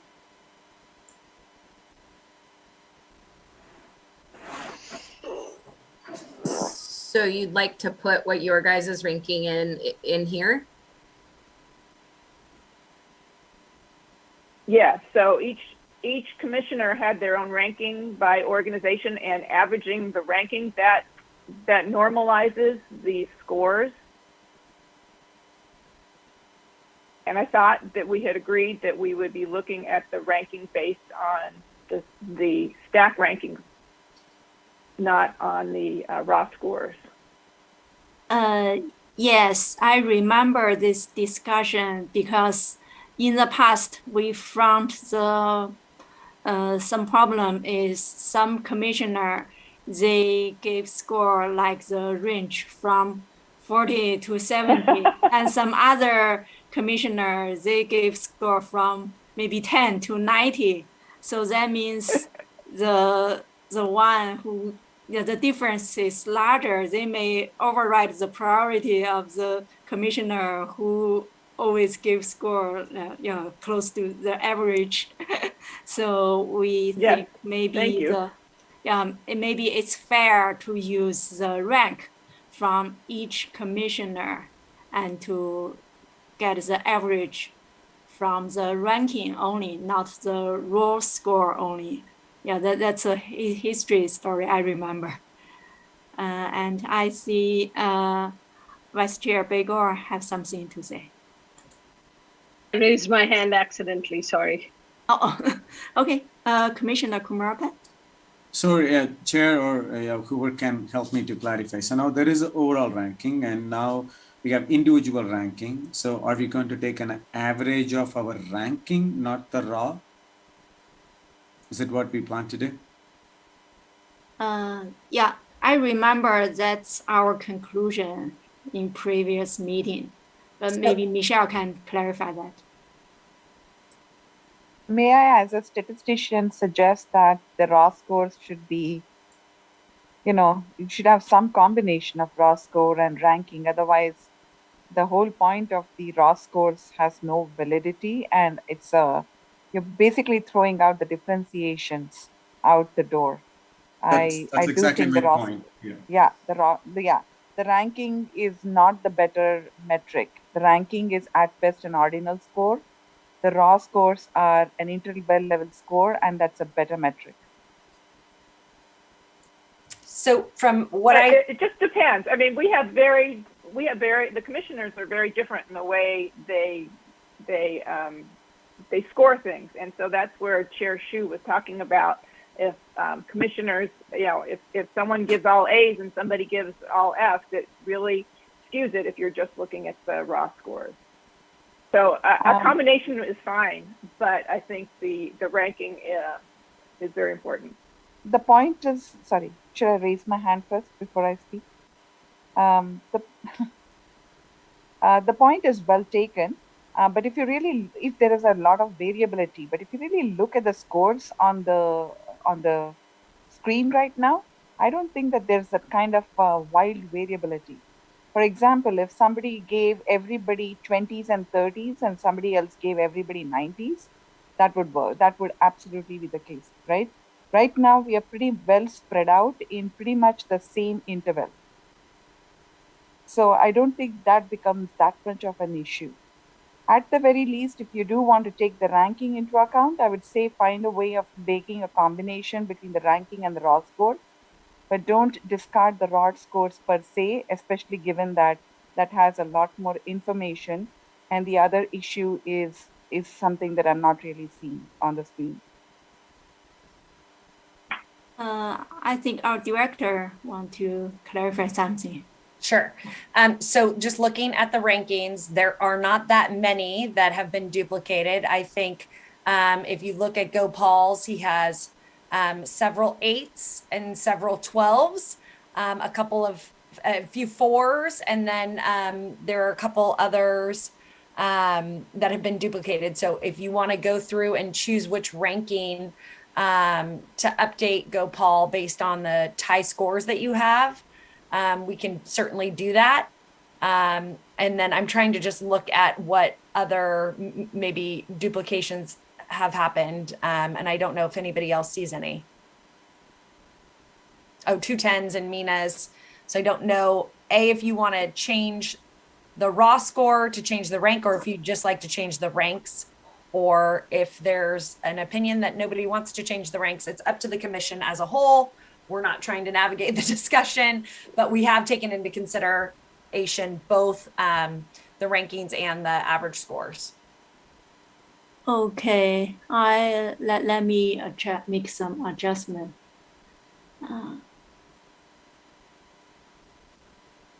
Yeah, I raised my hand, Chair. Is that okay? Oh, yeah. Commissioner Thank you. Marpan, please speak. Thank you.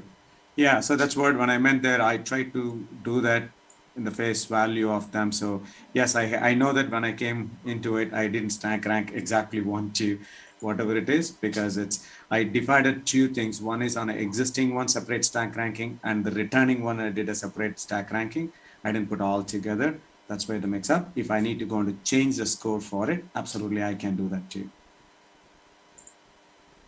I'm not sure what the process is, and if you go by one with the commissioners, may not associate any conflicts, and by the time I'll be ready on where I would like to change the score, which will, because I do not know when I do a stack ranking, it's not going to help. Rather, I need to change the score, then that will derive my stack ranking, right? So I don't want to change the ranking based on the score, it will rank. Yeah, I think, the way that we've set up the Excel spreadsheet, if you don't change the raw score, I think the ranking will populate, associated to the raw score. I think we would have to do some fancy maneuvering to keep the raw score, you know what I'm saying? So if you keep both at 66, say, and you need to change 1 to 12 and 1 to 13, I think it will skew our data based on how we formulated the Excel spreadsheet. So what data I need to change here if I need to? Raw score. So any of the ratings that you've given that are duplicates need to either go up or down 1 so that you don't have any duplicates. So say that you have 3 that are scored at 75, you might want to put 1 at 76, 1 at 75, and 1 at 74. Oh, I see. Okay. Yeah. I just need to read out wherever it is. Correct. I have 2. For example, the ones that are duplicated, correct. Okay, if I go by like just a quick example, if there's a 4th one as 8, Fremont School District, and then I have 2 other 8. Right. So I need to change those scores a little bit, just so that it reflect properly, right? Correct. Okay. And I think they've changed it on the screen for you to see a little more easily. That's awesome. Thank you. Yep. And I'm ready to adjust my score.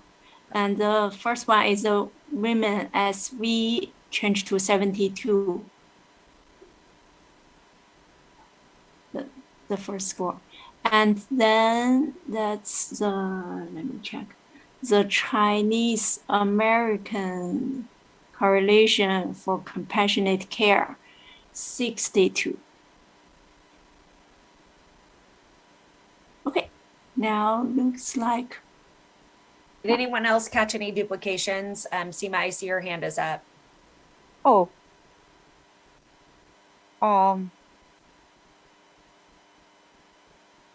Since my hand is up, you have already answered my question. I was pointing out the same thing that you were talking to Commissioner Kumarapan, but I was also marveling at how I am averaging the top 4 ranks of the whole 5 groups. Okay. We'll get to that conversation. We're just going to straighten this out first. Okay. Gopal, do you have your updates yet? Or yeah, I can go ahead because I scored always in the terms of 5s and 10s and we didn't go one by one, but I think it's okay. I have to, because if I move it, then I will get a conflict in the bottom side. So I need to move by 1 or 2. Yeah, right? You Looks got like it. that's the way I need to do it. Yep. So in that case, West Valley and the breadth 1. So I will put breadth California to 89. And then senior services Heart of the Valley to 79. And okay, you have a 380. So American Cancer, I want to keep it 80. Tiang 1, I will go to 78.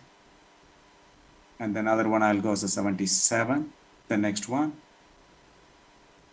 And the Fremont Union School District, I will keep it, that I'll move it to 74. The Fremont, I'll move to 74.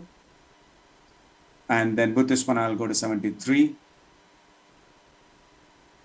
No, the Omnivore, I'll keep it as 75. I think, yeah, the Buddhist one, I'll go to 73. Then you have 70, and then I'll have a 65, and then I'll make it to 64 and 63. That's exactly the order I had it. I would make Bhubaneswar 1 to 54. I think I'm good to go now, I hope. I think you are. Thank Excellent. you for doing that. Sure. Okay. Anybody else see any duplications? I see Commissioner Remy have 260. Okay. Good eye. It's an eagle eye on this chart. So Seema, do you want to change 1 to 61 or 59 or something between those two? Yes, I'll do the Chinese at Coalition Compassionate Care at 56. 56. Okay. We'll just double check this real quick. That looks good. Oh, 213s. You're right. Mina, you have 213s. So Cupertino and Palisados, one needs to be either 51 or 49. I want to change the Cupertino Union School District to 51. Okay.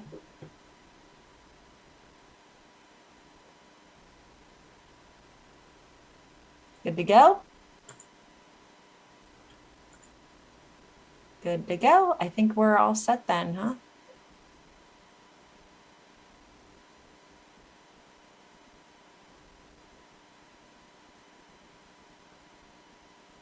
Okay, so then we can talk about the commissioner averages after when we have our discussion. And you can talk about changing those as a group. So any further questions regarding the information that we've input before we go to the public, and then we'll come back for comment. Okay. Oh. So it looks like Commissioner Kumarapan still have something to say. Yeah, thank you. Maybe you can refresh my memory, Dr. Joanne. So going for a public comments, and then are we planning to, based on the comments, are we planning to make some changes, or with the purpose of public comment, and what the next step? I just want to understand. Sure. So we're at the step where commissioners can ask any questions about the input information. Then we will go to public comment to have anybody comment, and then you'll come back for your discussion, make any changes, and then you'll finalize your recommendation with a motion and a second for what you'll recommend to council. Awesome. Thank you. Okay, now we just ask for public comments. So community members, if you want to give some comments, you please raise your hand, and you have 3 minutes to speak. We just hope to see more community input. If you have anything to say, please raise your hand. Looks like nobody raised hand. Okay, so we come back to commissioners' deliberation. Okay, I see Commissioner Stanek. Yeah, please go ahead. So I guess if we look at what's really awesome here is, as Seema had pointed out, if you look at the commission ranking, which is based on the raw score, and the ranking average, they pretty much line up, which is really great to see. So I'm very happy to see it. There's a couple towards the bottom that maybe are flipped around a little bit. So I think it's just a good proof that these do line up. So I guess I'd like to see, there is a cumulative total. Thank you. I just hadn't gotten to that part of the spreadsheet yet. So if we look at that, if we, we're going to 96, just on these, the first pass at all of this, for $95,000 to $100,000 or somewhere between CUFD and Young Zine. So yeah, very interesting. I think it's a good exercise.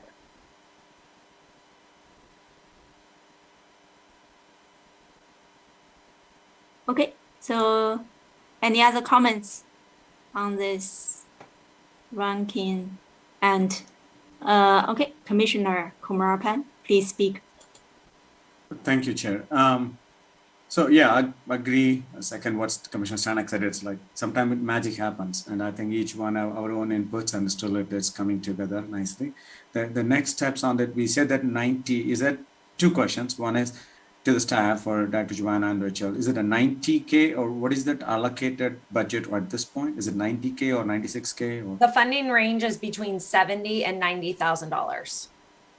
Oh, I see, 70 to 90. So look like a little bit over, but still, that's one question. And number 2, so are we going to use the same tier kind of, because in case if we have a budget extra, additional budget comes into play, then are we going to recommend that, okay, we can go in the same stack ranking? We don't have to pick anything, but assuming that they give 100K now, Young Zine will become eligible. If we become 130K, until Rotary Club will become eligible. Can we make that's an automated way that if the more budget comes, they will start consuming in the right ranking order? So we supply this document as part of the staff report attachments when this item comes before council. So they will see how you've ranked it. And if there is potentially additional funding or they want to fund additional things, they will see, the amount requested, the cumulative total, all of this information is put forward. Okay. The reason I asked that question, Director, is the last time, if you remember, or even I think it is, there is a tiered level we put in there. Something from whatever until 5,000, I forgot the correct. Document. Tier 1, 2, 3, and 4. Yes, correct. So tier 1, yep. Yeah, how do I map this one into those? Because it's a stack rank across all tiers. But if I have to go and say whether the tier 1, which is less than whatever, 5,000, whatever, where is that criteria getting applied here in the at least allocation? Because we have overall. Right. All of them. Yes. How do I see that as which tier it falls into? Right. So amount requested, I think that we only had one group in tier 1, which was Breathe Area, California. Actually, it shouldn't be tier 1. No, we didn't have anything yeah, in tier 1. That's right. It shouldn't have been tier 1. That needs to be updated actually on that spreadsheet. So Rochelle, on Breathe California, it should be tier 2. 2, yeah. So there were no tier 1 requests, just tier 2. And so we can look at those if you'd like on the spreadsheet. So anything between $1,000 and $5,000 basically is tier 2. So if you were to do if we take the cutoff at the 96,000, just for argument's sake, because you know it's between the 70 and 90, there are 2 tier 2s. There are 3 tier 3s, and there are 4 tier 4s. I see. Okay. So Yeah, may I suggest? all. Yeah, may I suggest to Rachel, maybe on the next one column before the applicant, you can just put tier 1, tier 2, kind of just for information, because I need to map between which one tier 1 kind of, even for the city council will be useful, and say where. It'll be good to add additional column after the cumulative total before the applicant and say which tier they fall into. I think that would help at least reading it all. And then if they know what the tier 1 is, they can go and look into it then quickly, and then they can see it. Just my suggestion, just to add additional information. We can certainly add that column to this spreadsheet before it gets distributed to council. Awesome. Thank you. Okay. Thank you for the comments. Commissioner Remy. Thank you, Commissioner Chair Shu. I had a question. So are we divvying up the money based on the tiering, or is it divvied up based on the ranking?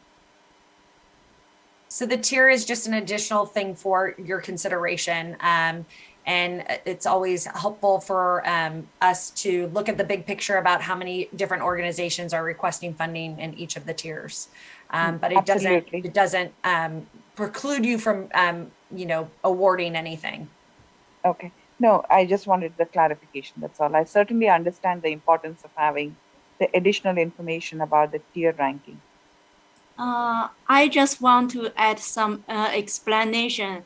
So when we talking about tiers, in the past, there were 2 definitions. So the first thing of tier is tier 1 to tier 4, depends on the requested amount.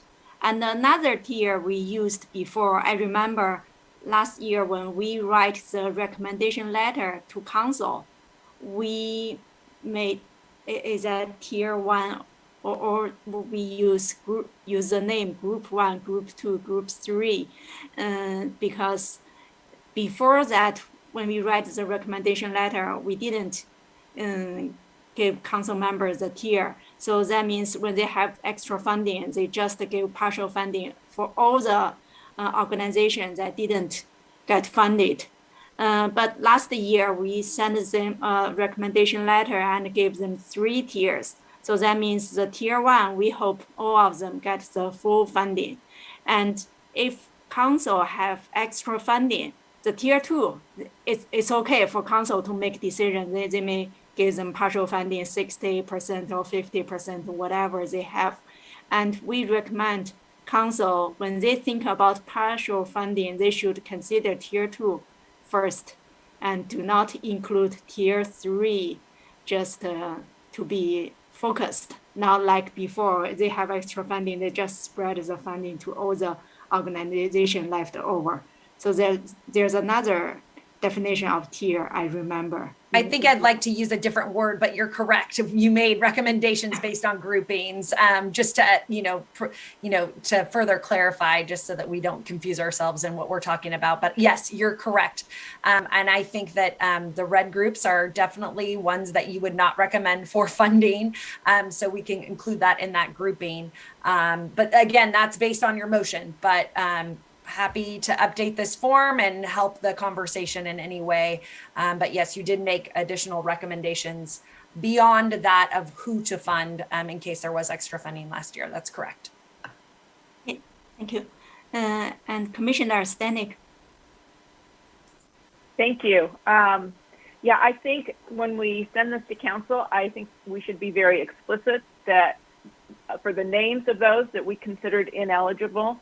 2 years ago, I think the mistake we made was that we only sent them the ones that we recommended, and they didn't even see the packages for all the rest of them. And then they had more money, and they were feeling very generous because of COVID, and they just said, okay, everybody else, we're going to fund half of, and they didn't even look at the details. And that was very frustrating for the commission. And so I think we learned something that said, really what we want to do is they're going to get this whole list. But I think we need to be very explicit for the ones at the bottom that we considered them ineligible. The other distinction that I think we want to make clear that would be really helpful here for us to see are which of these are new to the program. Is that easy to pull out? Because I think council has been very interested in that in the past, in hoping that we fund additional organizations, at least for a startup. And I've heard that numerous times that, gee, if we give them money once, then they should be able to get going afterwards. And so that could be part of our discussion in looking at where we draw the, I mean, we're drawing a line, but we aren't drawing a line. Really, council is deciding the actual budget. Their budget recommendation, it can give us a sense. So if there's somewhere right on the borderline that we want to move one up or down, I think that's really where we might want to look. But if you look at, the one that takes us to 96,000 is CUSD, which is it's a big amount. And so I think that's a very important one, but we might, do we want to just push it a little more and get Young Zine in there? I mean, so CUSD is new, Young Zine is new, I think Omniware is new, American Cancer Society is new in this context. Women Silicon Valley is definitely new, so you've got those in there, and I think that's very helpful. And I just want to also point out, thank you, staff, for updating that. Much appreciated on the fly.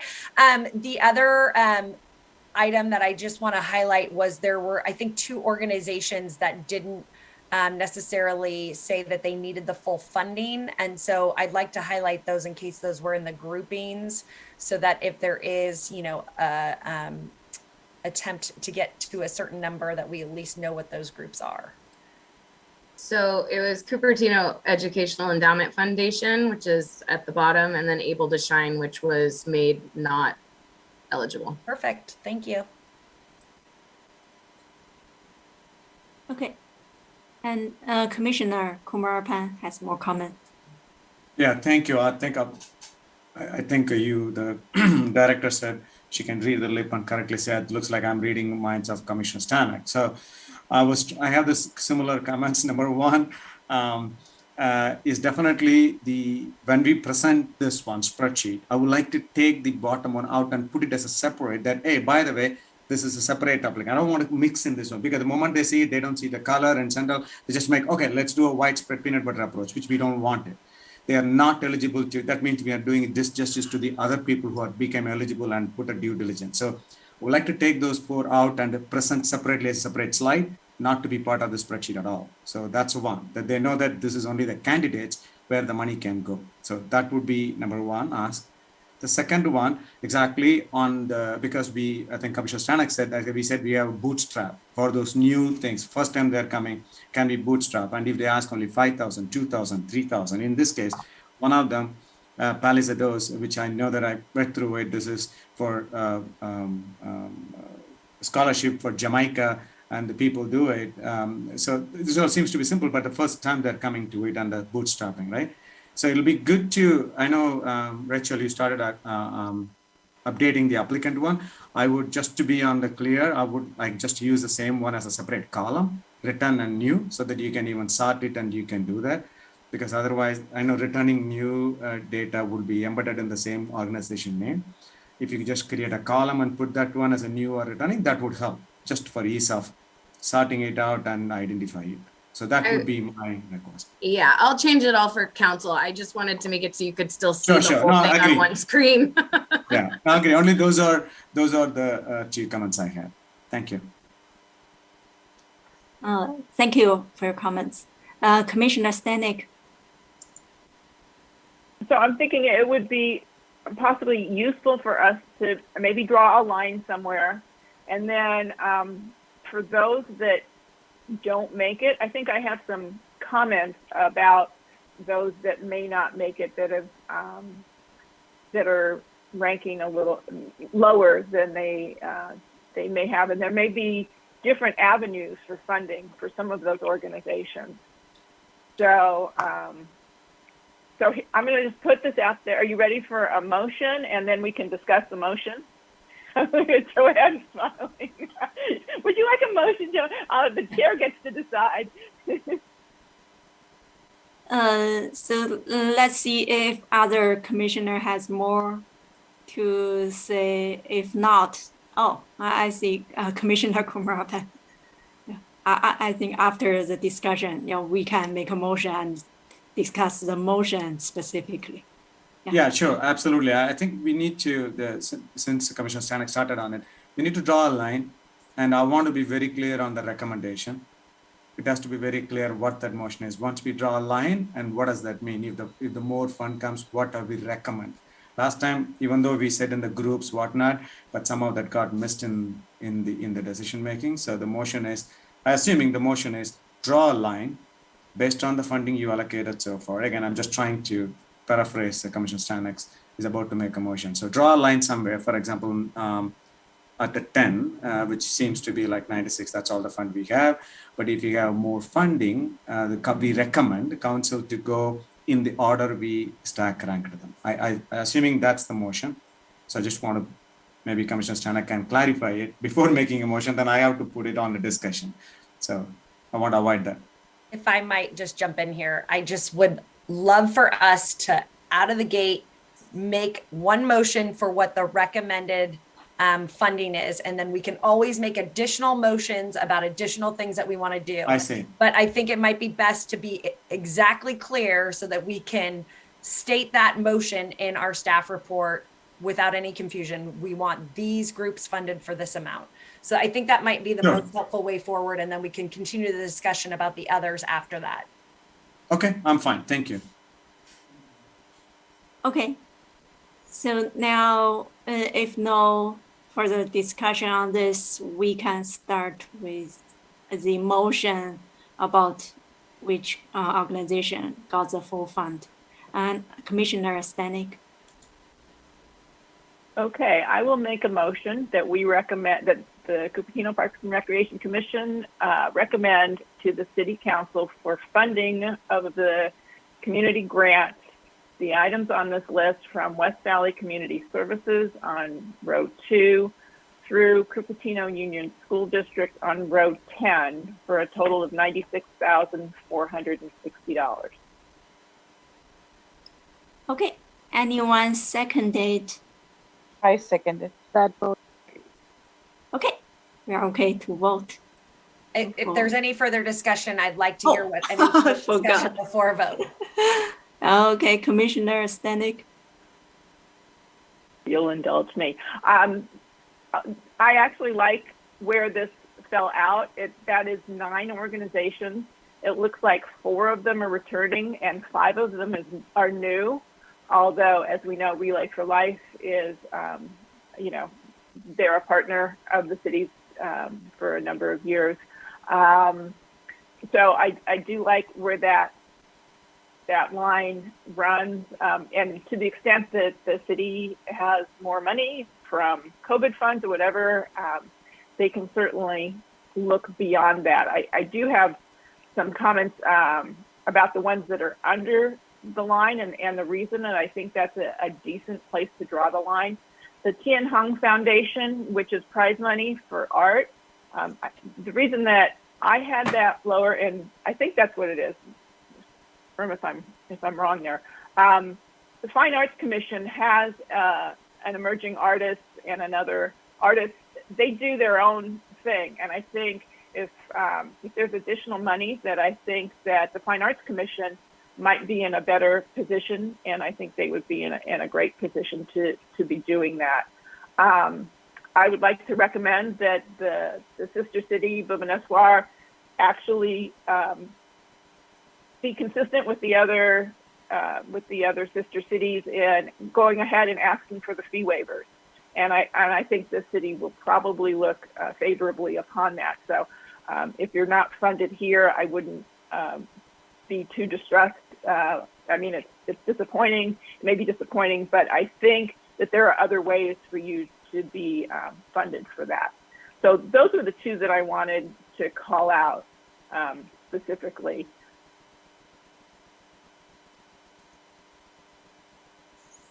So is that something in addition to the recommendation, or just some personal opinion? I just want to that was just part of discussion Okay. for what I'm thinking and how I think other commissions could think about it as they're deciding to vote yes or no on this particular line, on this motion. Okay, thank you. So there are other discussion from commissioners.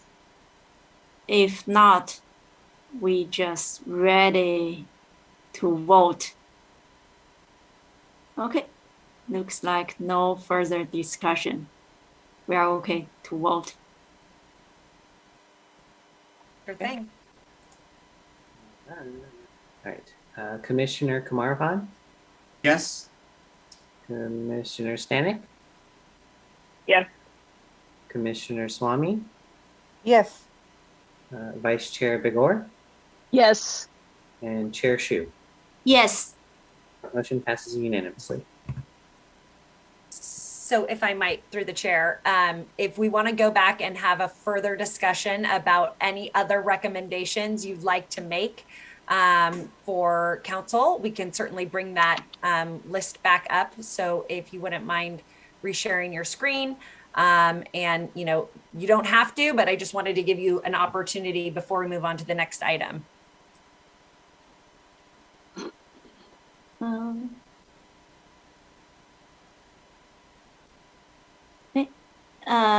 Looks like, yeah, Vice Chair Begor have something to say. Yeah. I thought Commissioner Gopal had his hand up first, but that's, I can go. You can go ahead. You can go ahead. Okay. Yeah, on my All right. screen, I cannot share the color difference. You usually. All right. So I think we should make a motion. I mean, just that past experience tells us that they always have a little bit more money than we think they do. So I think we need to come up with a recommendation for, if they have come up with extra money, what we want, how we as a commission would like them to grant the money, the community funding. Of course, they'll do whatever they want to do. But yeah, we don't want to do the 2020 situation where they just rank whatever and give anybody and everything. So very much agree with all the discussion so far. So let's actually go forward and say, what is the next level if they find another 20,000 or whatever? And if they are able to fund 185,000, that's fantastic. But what groups do we want them to fund above and beyond the numbers 2 to 10? Okay. So, Commissioner Kumarapan. Yeah, so that's exactly my point too. I think we need to make a motion, especially I wanted to, again, just put in there, and if I end up in making a motion, I will, but idea is to really recommend the council that if any extra fund comes in, we'd like to make sure that they go through, they honor the recommendations we have given in the stack ranking, and through which we would like them to do. Yeah, still, final decision is theirs, understand? But at least I want to have a recommendation to them.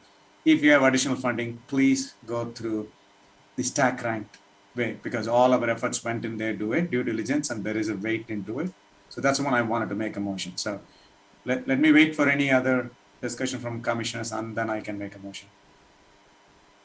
So our director want to provide some clarification information. Yeah, no, I totally understand. I just want to be super explicit. So if you are to make a motion, I just want to make sure I understand what the motion might be, so that you would, if there is additional funding, to fund in order of the stack ranking that is left. So that would be if there was extra funding, Young Zine would go first. If there was additional funding, Tiang Hong Foundation would go second, and so on and so forth until the Cupertino Education Endowment Foundation. Is that how I'm understanding what you're recommending potentially, Gopal? Yes, Director. Yes, Okay. that's exactly. Okay, so I think that's pretty clear. I don't know if you want to do a grouping. I think that, it just makes it more complicated if you do a grouping. I think that keeping it, one by one might be a little bit easier. So I agree and support that recommendation.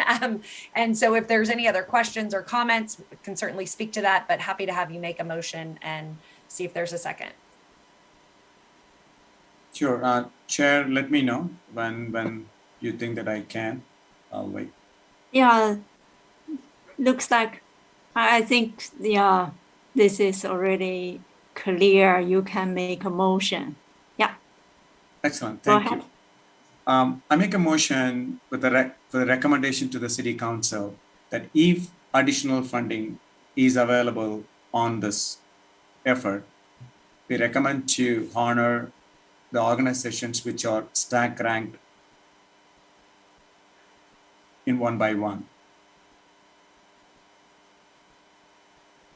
I second the motion. Any further discussion on this motion?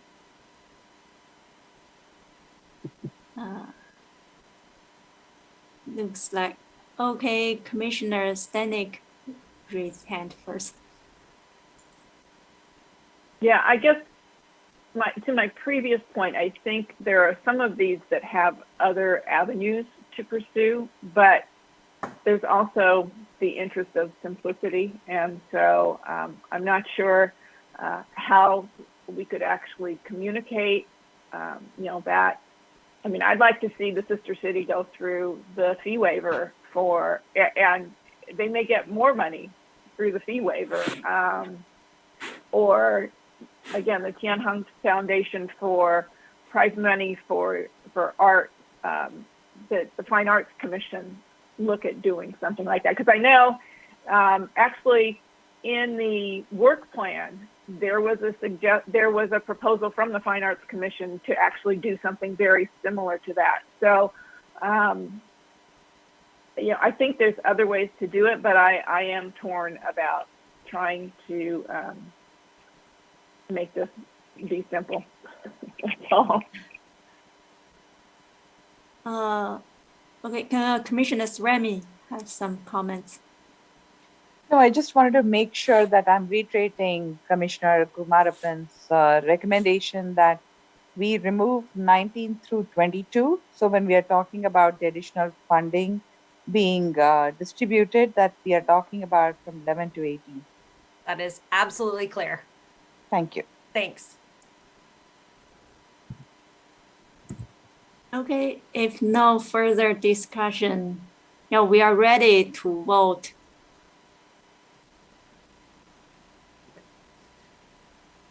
Okay, Commissioner Kumarapan? Yes. Commissioner Stanek?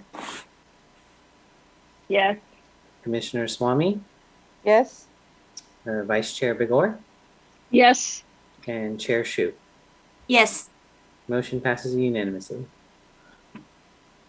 If I might just say a few quick words, I just want to express my appreciation to all of the organizations that took the time to apply, to all of the commissioners who have such a vast packet of information to review and analyze and provide their time for the recommendation. And then of course, to Rochelle and Kevin, who this is such a big item that they work on over, a couple months span, and it takes a lot of organization. So just appreciate everybody's coordinated efforts to get this through, and we will be making our presentation to council in May, I believe, at one of the council meetings for this item, and we'll keep you all updated and let you know what day that meeting is.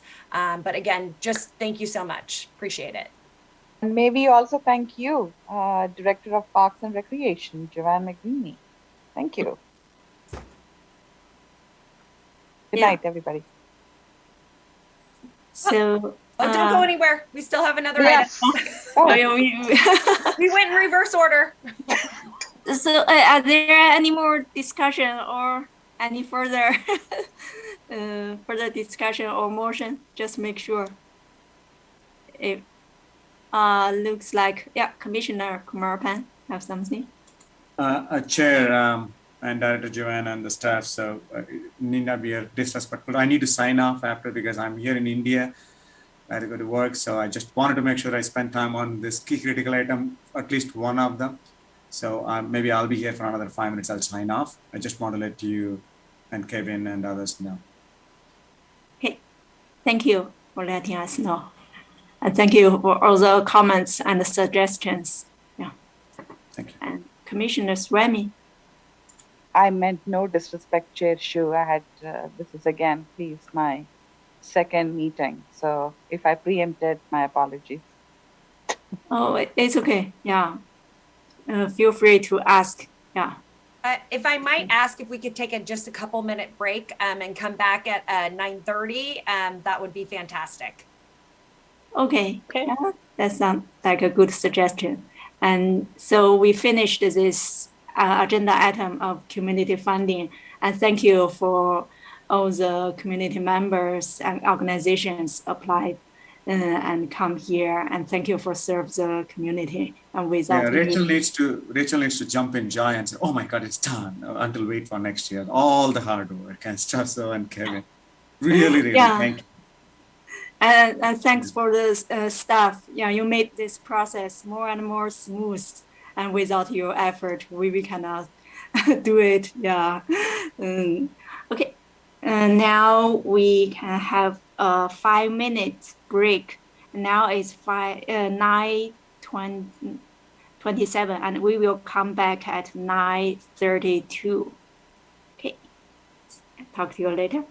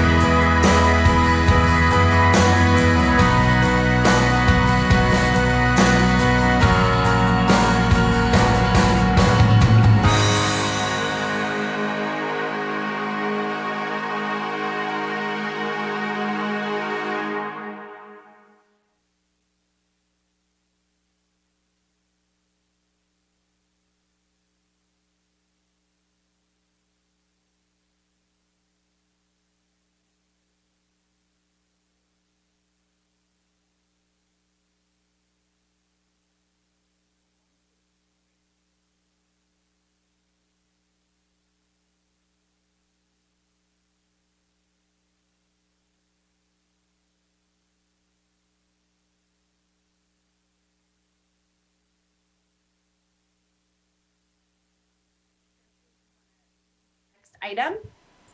Okay, I just want to make sure we have at least three commissioners here. Oh yeah, we do. Okay. Yep. Yeah. Our next agenda item is about the CIP, about the proposed capital improvement programs. Yes, and I would like to introduce Susan Michael, our Capital Improvement Program Manager, who was gracious enough to allow us to skip her in the order. And now that it is 9:30, we'd love to turn this over to you for your presentation tonight. Thank you. And thank you waiting for so long. Thank you, Director. Thank you, Chair. Thank you, Commissioners. I am Susan Michael, the Capital Improvement Programs Manager, and I am back to present the proposed projects for fiscal year 22-23 for the CIP program. And I do need to share my screen, don't I? Can you hear me okay? Yeah. Sure can. Excellent. So now you can see my screen, I hope. So tonight I'm going to be presenting just a little background information to set the stage on the current CIP programs, and then we'll go into the proposed 22-23 CIP projects that, especially those that directly relate to the Parks and Rec Commission. So the current CIP projects. We wanted to illustrate the magnitude of work that is underway presently. And there's no reason you don't have to read the whole list. We won't go through it all, but I just wanted to show you that we do have 40 active projects. And of those 40 projects, 12 of them are Parks and Rec directly related. We've also got 16 bike and ped projects, 5 streets and grounds projects, and 7 facilities projects. And there's no hard and fast categories, but I mean, like for example, anything that's at Quinlan usually does impact Director Magrini and Assistant Directors Rochelle Standers, but it's still a facilities project. So there's definitely a lot of overlap. The next slide, we take those same 40 projects and show you that 20 of them are in design. 6 of them are in the RFQ/RFP bid process, going out for bid for either for design services or construction. And then 6 of them are under construction. And we have 8 projects that are either ongoing or feasibility reports. So you can see the green projects are equally distributed throughout. There are some projects that we've completed.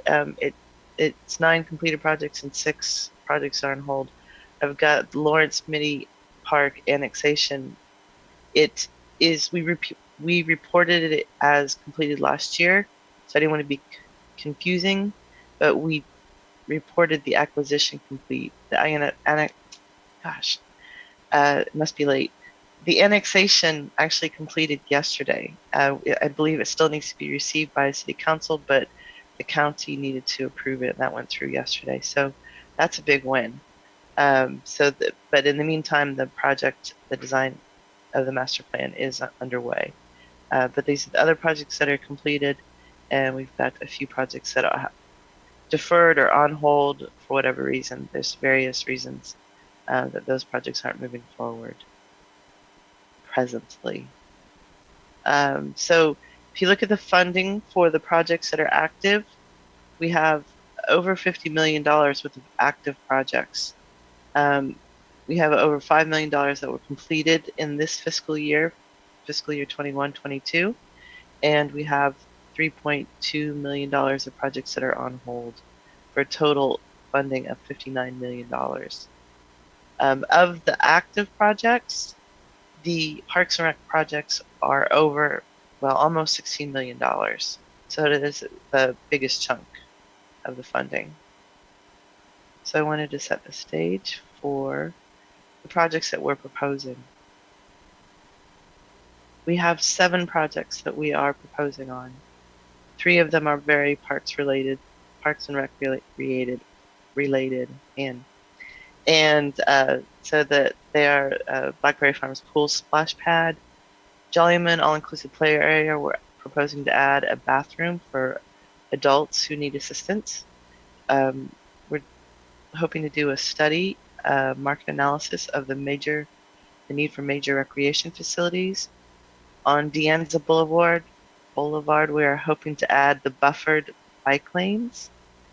We have done a survey of the existing city lighting, and we're going to propose to council to do a program where we upgrade those lights according to the survey. Some of the LEDs, some of them aren't LEDs and need to be. Some of the LEDs need to be brought into compliance with the dark sky ordinance. We also have a proposal to renovate City Hall and add a parking garage related to that project. And we're also hoping to look at the 3 residential properties that the city owns, Stockholmeyer, Burn, and Blush. And we propose a small project to do inspection reports and some amount of analysis to start the conversation about those properties, to restart the conversation about those properties. So I'm going to go into the 3 projects that were mentioned just a tiny bit, and then we can end with questions. So the Blackberry Farms pool splash pad, as you hopefully know, there is a slide at Blackberry Farms presently, the pools, and that slide is essentially broken, and it requires a great deal of maintenance, and it also requires OSHA certification to keep it in working order or to operate it. So it does take additional staffing. We are proposing to replace that slide with a splash pad, which is basically a water feature that has various kind of play equipment that comes up from it, and it is more accessible. We can come back for questions, I guess. At the Jollyman all-inclusive play area, that is active project is underway, we are proposing to add to that scope of work by putting in a bathroom that is it's large. It has the accessible turning radiuses and things, but it also has a changing table large enough for adults because we do have all sorts of different ranges of abilities. People who come to these playgrounds, these types of all-inclusive playgrounds, and we realized as we started to work on the project that the existing facilities, bathroom facilities, are across the park. It's over 600 feet walking distance. So we're proposing to install a bathroom that is adjacent to the the existing play area that will be renovated. And the next project is a use and market analysis.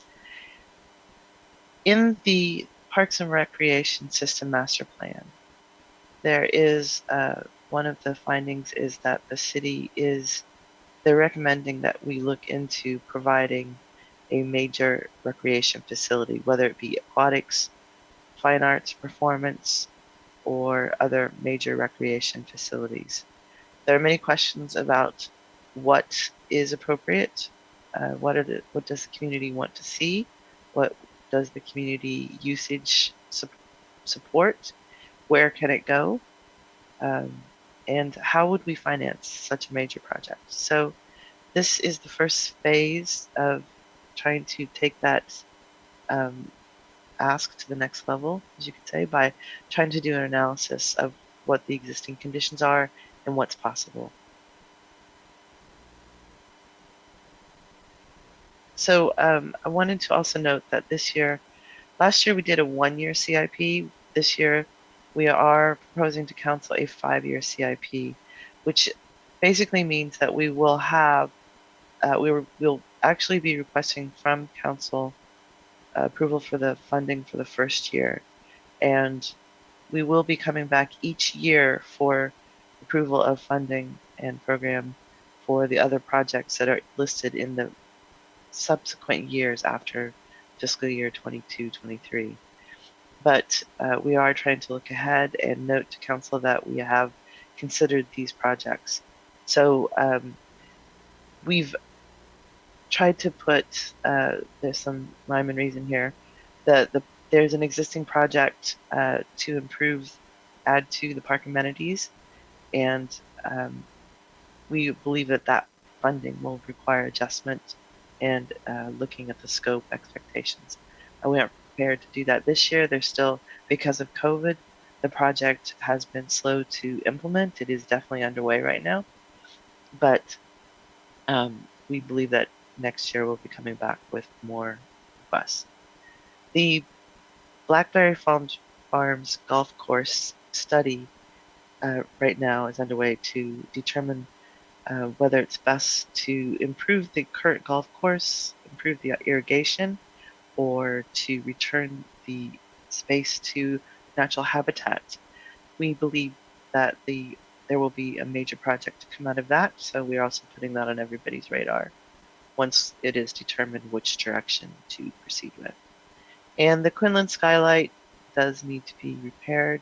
It isn't, it's not leaking or have imminent failure, but the panels have degraded to the point where it is it's important to replace it.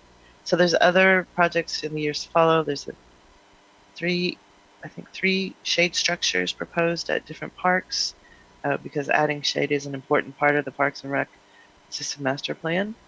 We have a current project to implement citywide community gardens. That there's as you know, a garden project underway at Wilson Park. We believe that will require additional funding for this year. We're working on trying to do cost cutting, but for future gardens, the current budget will not be sufficient, and we will want to increase the funding and or change the expectations about what can be funded with that money. And similarly with the playground replacement funding, we're waiting for the Creekside Tot Lock playground equipment to show up. It's been a COVID supply chain issue that's driving us crazy. But when those projects were instigated, it was not, we didn't account for the amount of accessibility upgrades that are going to be required to each of those playgrounds that are required by building code. So that budget will also need to be increased, but we will revisit that once we know the cost of this first playground, since it's still not implemented. So we will be coming back in the future with better information before we ask for additional funding. And then there's the major projects that will come out of things that are happening now. The major facilities report, there will be eventually a project that comes out of that, hopefully. Memorial Park, we're doing the master plan right now, so we would hope there would be a project to construct something out of that. And the Lawrence Mitty master plan is also underway. We will be coming back for design and construction of whatever it is that is planned for. So those are the future projects that we have on our radar. And that is it. Thank you. I wonder if the chair, if anybody has any questions, I'm available. Okay. And thank you, Susan, for all the detailed information. And I see Vice Chair Begor have some questions. Yeah, please go ahead.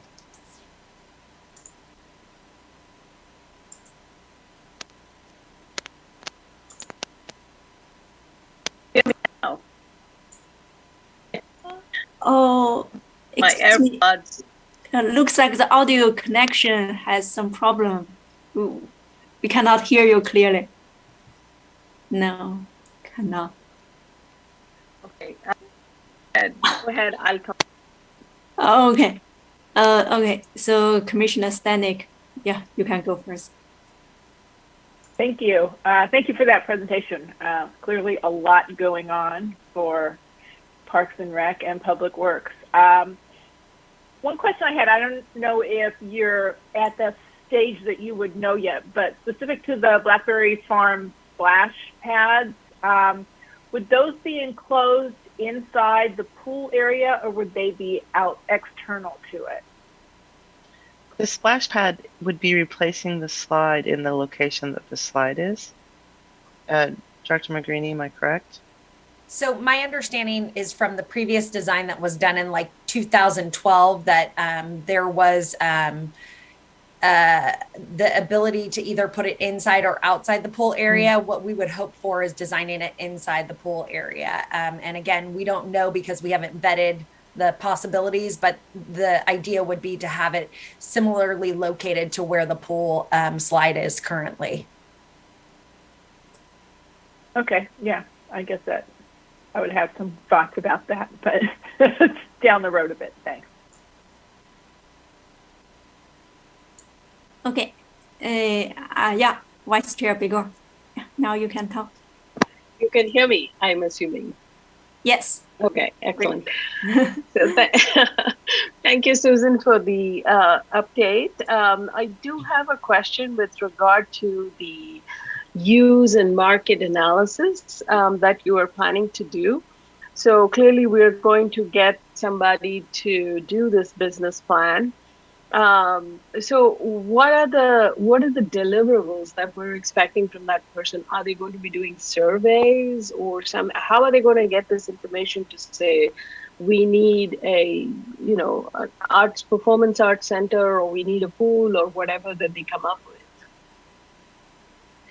I think it's going to be a mixed bag. There will need to be an analysis, a great deal of analysis, and I think this is really a business report and analysis primarily to look at the operations, what's the usage, and it will also, I assume, and Director Magrini, once again, I defer to you, we will have to get community input because we'll need to be asking the questions about what is it the community has the strongest need for. We have to find the right ways to ask the questions. What if we had a pool facility in the vicinity of the current sports center? Something like that. So it will have to be, it's a very complicated project in my mind. I don't know if it's any clearer for you, Joanne? No, I think that there's out of the master plan, there was the recommendation to pursue other recreational facilities, including gymnasium usage, performing arts theater usage, and just identifying if there are any locations that are available in order for that to happen, and what properties might be available in the city, and what the data collected through the master plan process kind of signified what the most popular things were amongst the participants that were surveyed, and I think they had close to 1,000 people participate in that feedback. So utilizing that information to kind of navigate the things we're pursuing would be my take on how that would work. Use the data we already have from previous surveys, but come up with really a business plan on whether any of those are feasible or what is the cost of each of that. Is that correct? Yeah. Okay. Is there a timeline specified at this point? Maybe I missed it. If we were to have this approved, Joanne, do you think we would be able to get this done in the first fiscal year? I think we should be able to. Susan and I are always very optimistic, and unfortunately, sometimes we bite off more than we can chew. And so I would just be cognizant of us. We're designing 3 massive parks in the city. An all-inclusive park, our memorial park that's utilized for so many different things, and we're building a new park on the east side of town. And all of those projects require a lot of input, staff time, and community outreach. And so I think that we would be overstating if we were able to get it done in the first fiscal year, because we have to put together an RFP and go out and determine what the scope of work will exactly be and those deliverables in the request for for qualifications or proposals. So it's a lot of work. And so I would say it probably would not be done in the first year, just realistically speaking. Thank you. line, whether it's 1 year or 2 years or 6? Out, or we're still waiting for approval before we go down that path? So yeah, this would go to council for their approval on whether to pursue this as a project. And then once the project is approved, that's when we start working through the details. Okay, and I also want to add some comments on this topic. So for the location of performing arts and recreation facilities, I remember in the past, a lot of community members went to our park and rec meeting. Maybe that was in 2018 or 2019, because they said our city is looking for make those big buildings, and at the same time they are talking about renovation of Memorial Park. So those community members really worried we are going to make many buildings and we sacrifice all the green lands in our park. So that's some concern I remember in the past. And at that time, actually, we were very sorry to see the De Anza College closed Flynn Center. That's a performing arts center that belongs to our community. But without that, now our city need to spend more money building something new. That's really a great loss for our community. And for the aquatic facility, I think maybe we can slow down the process because the merge of the Rancho Riconada special district to our city, because that proposal was pending. So maybe we can slow down this one and to see if there may be some new progress after 2 years, or maybe after their board member change. And that's just my concern. So if other commissioner, okay, yeah, direct. Sure. Great. Thank you. Yes. So, there are a lot of things in the master plan that are proposed for us to pursue. One of those would be to work with the different school districts in order to utilize their facilities when they're underutilized in the summertime or whatnot. And so we were always working on those relationships and those negotiations for space, whether it be gymnasium space, aquatic space, performing arts space. We're always looking into those avenues. Two other things that have come up, which is why we deemed this as a priority project for the upcoming year, is in direct correlation to the Rancho Riconada item. So council asked for an analysis of aquatic facilities in the city. And so this will help us analyze what aquatic facilities are available and what other opportunities may be out there. And we'll also analyze the Rancho Riconada pools as well. And then the other thing that commission has stated as a priority for you all is the long-term planning. So we think that this helps to, kind of address the long-term planning that you are all so interested in, making sure that doesn't fall off the radar. So we were trying to click a couple of boxes by putting this project forward, and we think that that's why we are trying to make it a priority for next year. Okay, thank you. So are there any other clarification questions by Commissioner? If not, let's ask for public comments.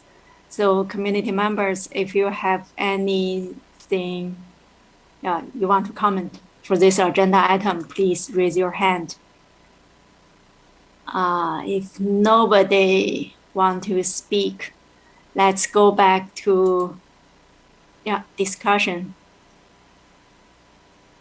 Okay, Commissioner, if you have any comments for this agenda item, please feel free to share your opinion. Looks like, Susan, you provide this. thorough thumbs and up. detailed information. Everyone think it's very clear. No further questions. Excellent. Okay, so if no further questions, we just go to our next agenda item. If we could just make a motion to say that, we support, as a commission, if you it would be helpful to say that this has come to the commission, and if you support these projects to move forward, if you're so inclined, it's just helpful that, we can update the staff report that goes to council about this item. Okay, I didn't realize, we need to make a motion to do this. I think it's not really necessary. It's just helpful because council is always interested in knowing if this has come before a commission and what their input and feedback would be. And so we don't have to make a motion, but if you have a strong feeling that you would like all of these to move forward, a motion would be helpful in order for us to just codify it in the next staff report. Okay, sounds great. And before the motion, I just want to share something in this public meeting, just in case some community member may watch it. So recently, I got the survey notice for the Jollyman Park all-inclusive playground survey and the Lawrence Meaty Park survey. So yeah, that's great. I'm going to update everybody on that in my director's update. Oh, okay. Yeah, I just saw them in the CIP program, so that's great. Yeah. Excellent. Thank you. Okay. So anyone want to propose a motion to approve this CIP report? So I will propose a motion to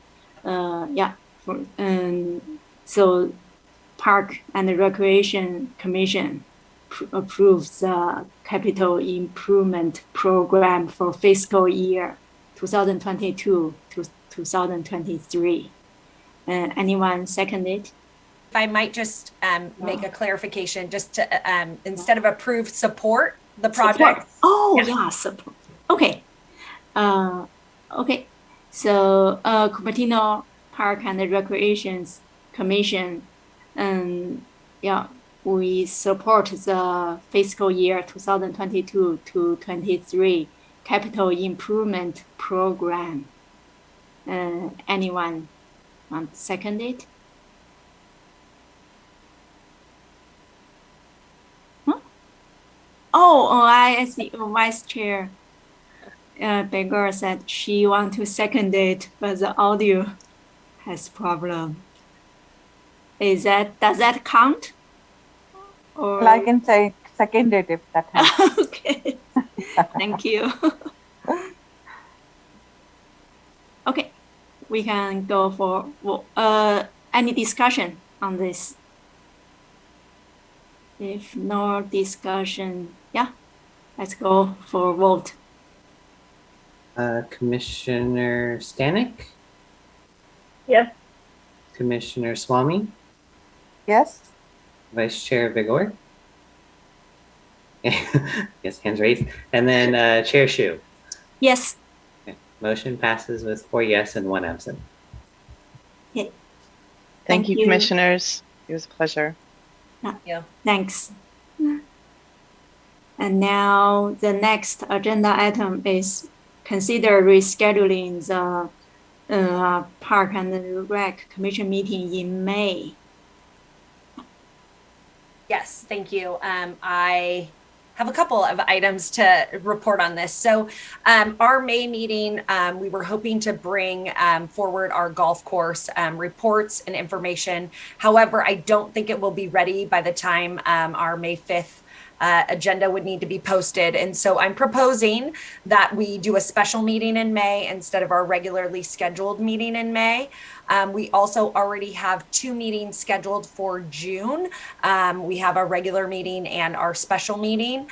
And May will be, in fact, our first meeting back back in person. And so was hoping that the commission might be flexible with us in order to do a special meeting in May as opposed to our regularly scheduled meeting. And I will try and get more information about when that might be to you as soon as I can.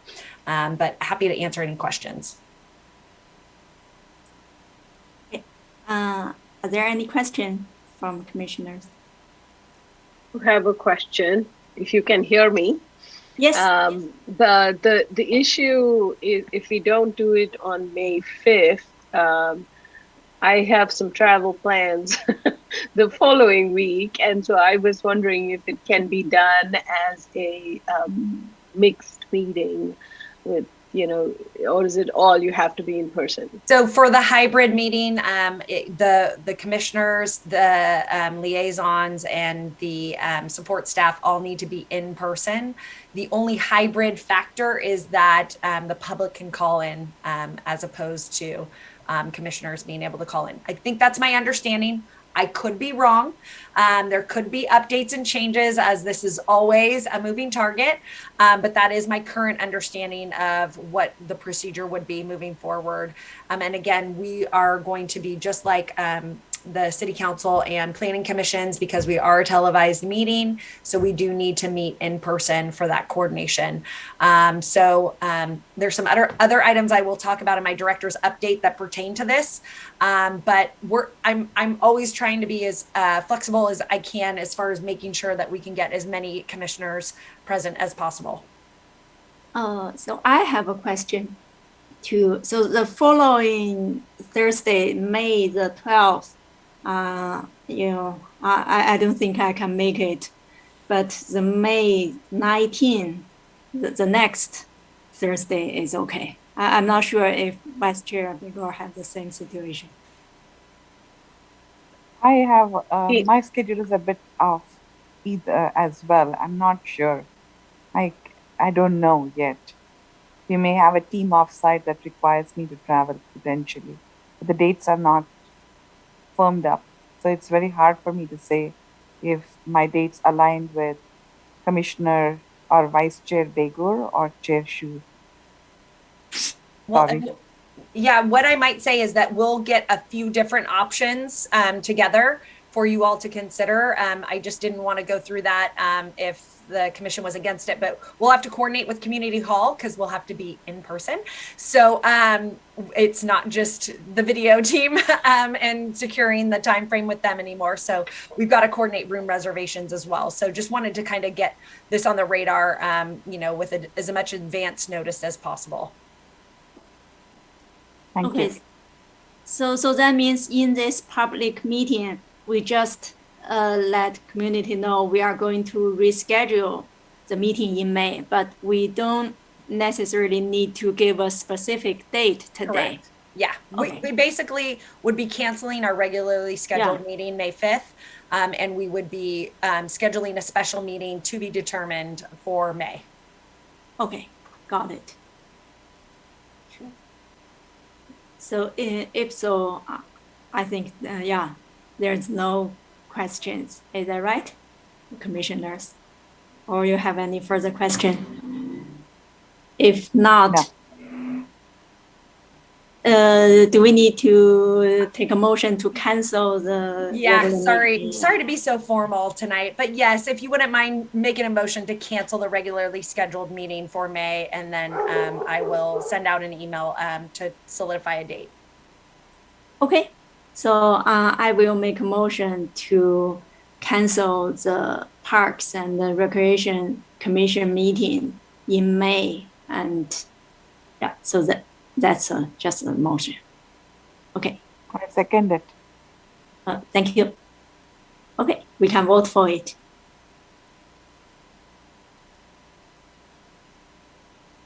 Here we go. Commissioner Stanek? Yes. Commissioner Swamy? Yes. Vice Chair Begor? Okay, so hands up, yes. Yes. Okay, yes, there we go. And then Chair Shu? Yes. Okay. Motion passes with 4 yes and 1 absent. Okay, so the last item, monthly update report. our director's update. Thank you. Just a few quick updates for you all. I'm going to start off with our Big Bunny Run is on Saturday, April 16th in person. Hope all of you can make it out at the Civic Center at 8:30 in the morning. So that is next Saturday. The Saturday after that is Earth Day, and that is out at Library Field this year from 11 a.m. to 3 p.m. Wanted to just discuss really quickly with you all that we have in-person training for the hybrid meetings on April 22nd in the afternoon. We can do this all at once. We don't have to divide and conquer for any Brown Act issues. So we would be having you come to the room to just be familiar with how the meeting will be organized and how the hybrid will happen. So we will, I think Kevin would like to coordinate to see if you are available for that purpose. And also wanted, as I'm doing some housekeeping items with you all, we have the joint, special joint meeting about the Lawrence Mitty project planned for Thursday, June 16th. So just wanted to hear back from everybody if they're available for that meeting. A couple other housekeeping items, and I'll get back to those dates for you, Kevin, at the end. But we have hired several staff in the last month successfully. So yes, I'm very excited. We have 4 new staff members, one of which is here tonight, who will turn on her camera for you. And that is what we like to refer to as the new Whitney. So this is Jessica Javier. She is our new administrative assistant, and she is just shadowing tonight. And so wanted to introduce you all to her. So so happy to have her as part of our team, and you will be seeing her in person next month. So welcome, Jessica. Nice to meet you all, and I'm looking forward to meeting you all in person. Welcome, Jessica. Oh, welcome. Thank you. Great. Thanks, Jessica. Yeah, great to see you. And Kevin is smiling broadly. So the other, we have filled our 3 rec coordinator positions, some of which the names will sound familiar to you. Mariah Green, who works in the front office at Quinlan, is going to be our youth coordinator.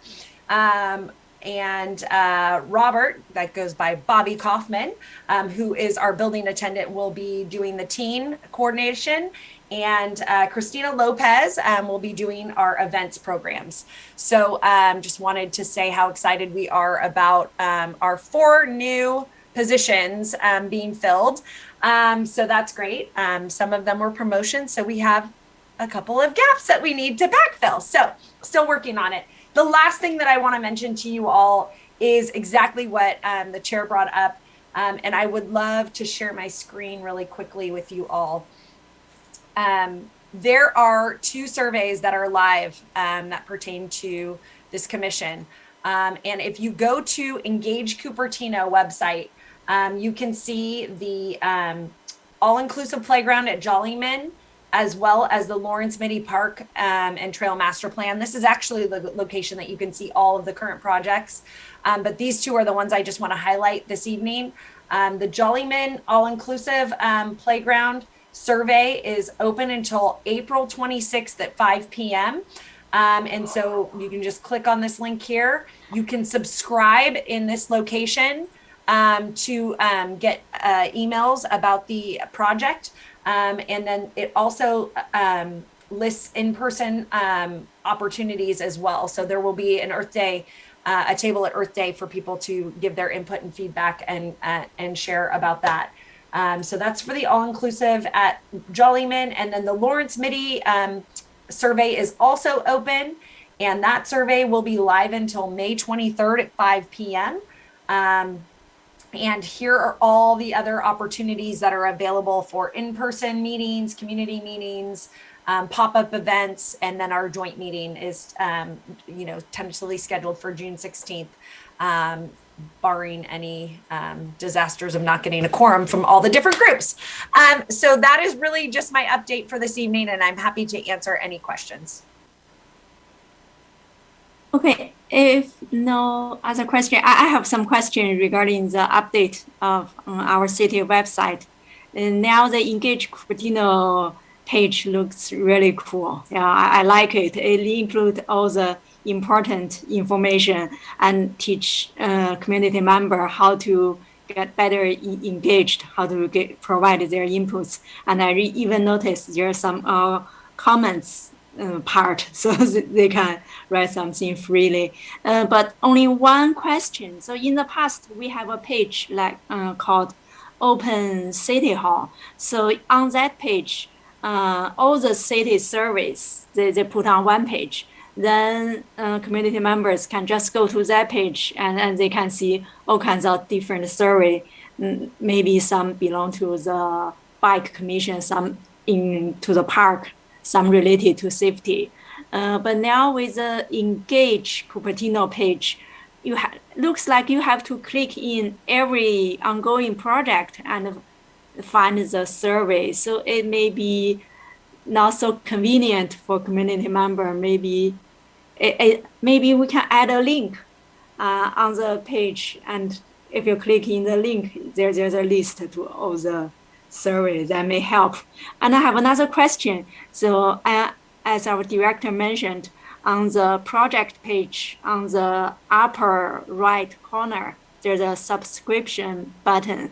So does that, if I fill in my email, I will get update for all the projects, or I got only for project, one per project, yes. Oh, okay. So that may be different from the Open City Hall. Open City Hall, that means if you input your email, if there's some new survey, maybe you can get notice. So yeah, that's the same question. Yeah, so this is a different platform that the city has migrated over to because I think it's a little more interactive. So they have since I believe, don't quote me, but I think they've disabled the Open Town Hall website and they've migrated everything over. Certainly great feedback about, somehow having a bar or something about open active survey so that you don't have to click into every box. I think that's great feedback. And, as far as having information come to you, I think that they're trying to do a project specific, but I'll definitely pass on the feedback about getting updates about everything that's going live for the city instead of by project as well. Some people don't like all that spam, so they're trying to, have people pick and choose what they want to be included on. Yeah. But good feedback. Thank you. Yeah, actually, it's great to see our city, the website making progress and make the community member, it's easier for them to communicate with our city. Yeah, and thanks for all the stuff. Yeah, your hard work. Yeah, you just made it happen. Thank you.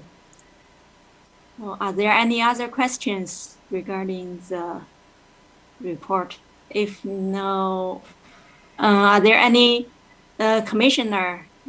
You have something to share with us? But I don't know how much my audio will cooperate with me. Can you hear me? Yes. Okay. Yeah.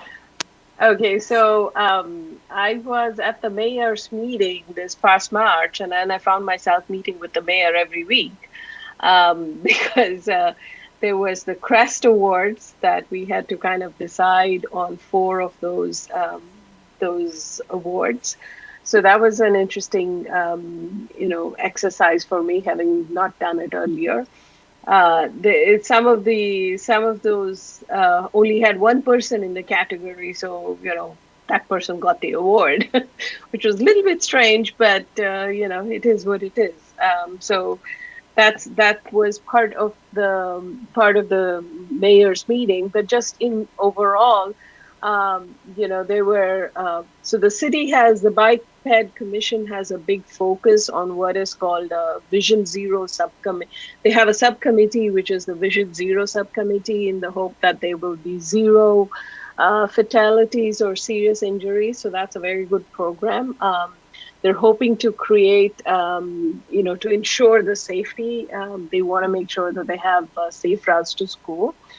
I think the Housing Commission was doing the housing element, basically figuring out where we need to put the housing. And so that will come for a hearing pretty soon, or I believe it should be sometime now. She didn't say specifically. A lot of the commissioners, library commission, public safety couldn't make it, nor technology that day. But the Sustainability Commission, they are, as the director pointed out, have their Earth Day celebration on April 23rd. But most importantly, I rubbed it into the mayor that when we give them community feedback, community grant feedback, and the amount of time we spend on it, to please take us seriously and not do what they did in 2020. So I don't want to keep everybody longer, but if you're interested, I can give you more updates. But that was just a quick update of what happened in the mayor's meeting, and I'm hoping somebody else will do it this time. You had a question, Joanne. I didn't have a direct question regarding your statement, but I wanted, staff corrected me, Open Town Hall still does exist. It's just for surveys. So all of the projects that have a project page with the survey are on Engage Cupertino. So sorry to confuse everybody additionally, but that's all I'm going to say. Oh, I asked this question because last time I saw the all-inclusive playground survey in Engage Cupertino page, but not in Open Town Hall page. So maybe they were just under. I'll have the expert speak to it. Rochelle has turned on her camera because I'm screwing everything up. Yeah, now I just want to explain. So if a project has a project web page and a survey, it will be on Engage Cupertino. If there's not a project page attached to something, we're just doing a survey, it will be on Open Town Hall, but it won't be on both. It's just depending on whether it's a survey by itself or a survey with a full project page. Yeah, so my suggestion is if there's some button like active survey, active city survey, so people can go there to check. Yeah, and we can definitely take that feedback back. Thank you. Thank you for your comments. Yeah.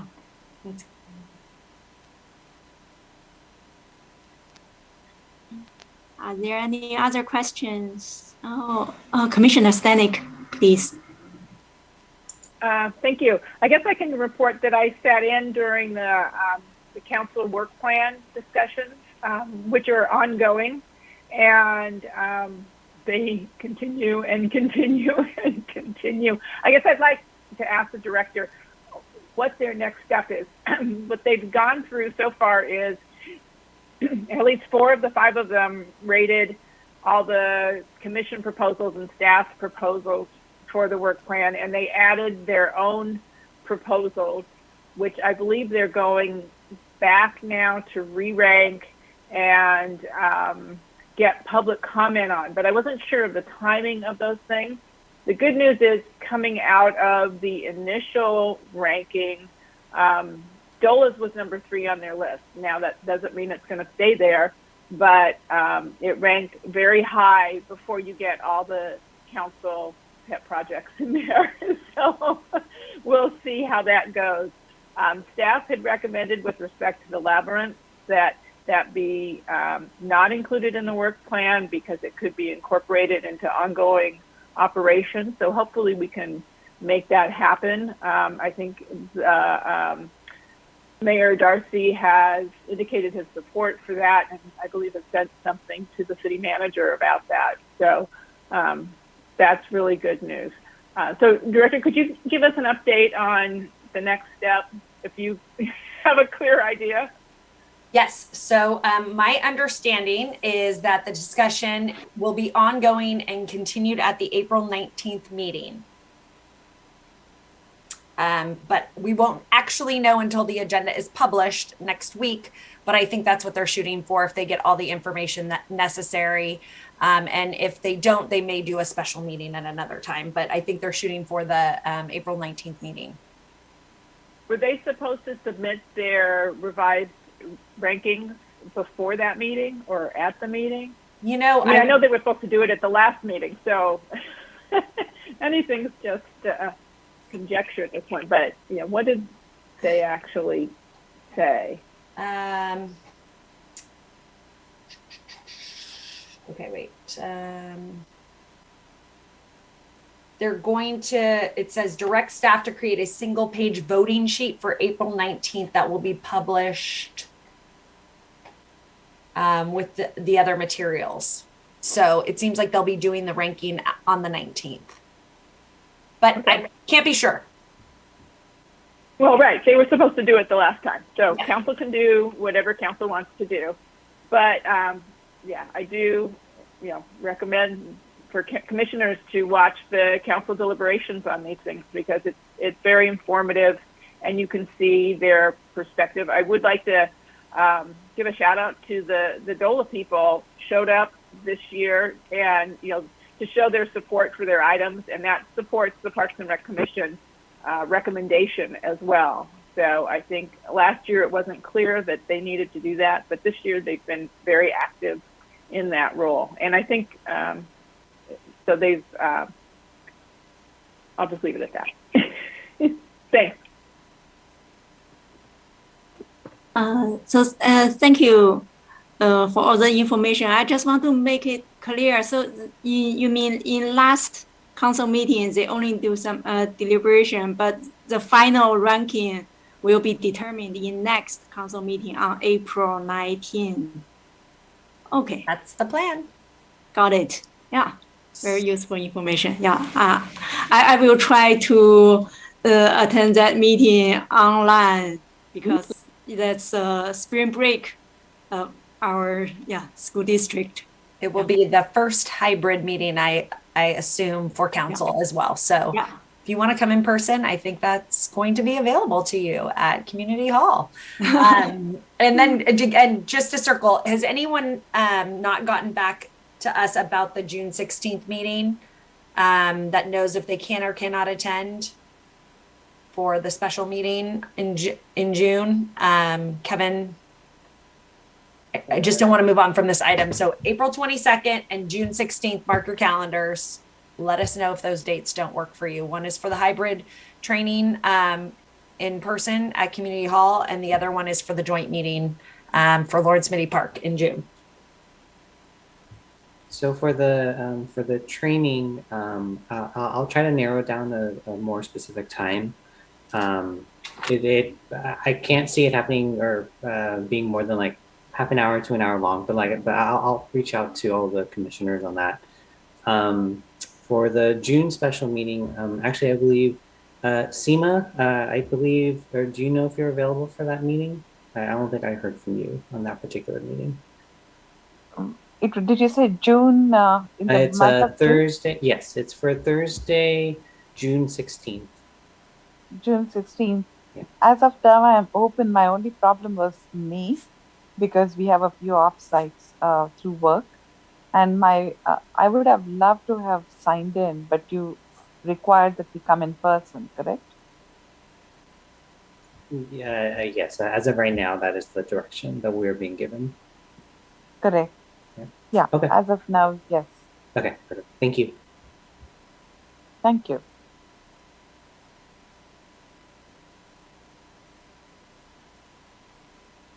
Okay, so are there any other update?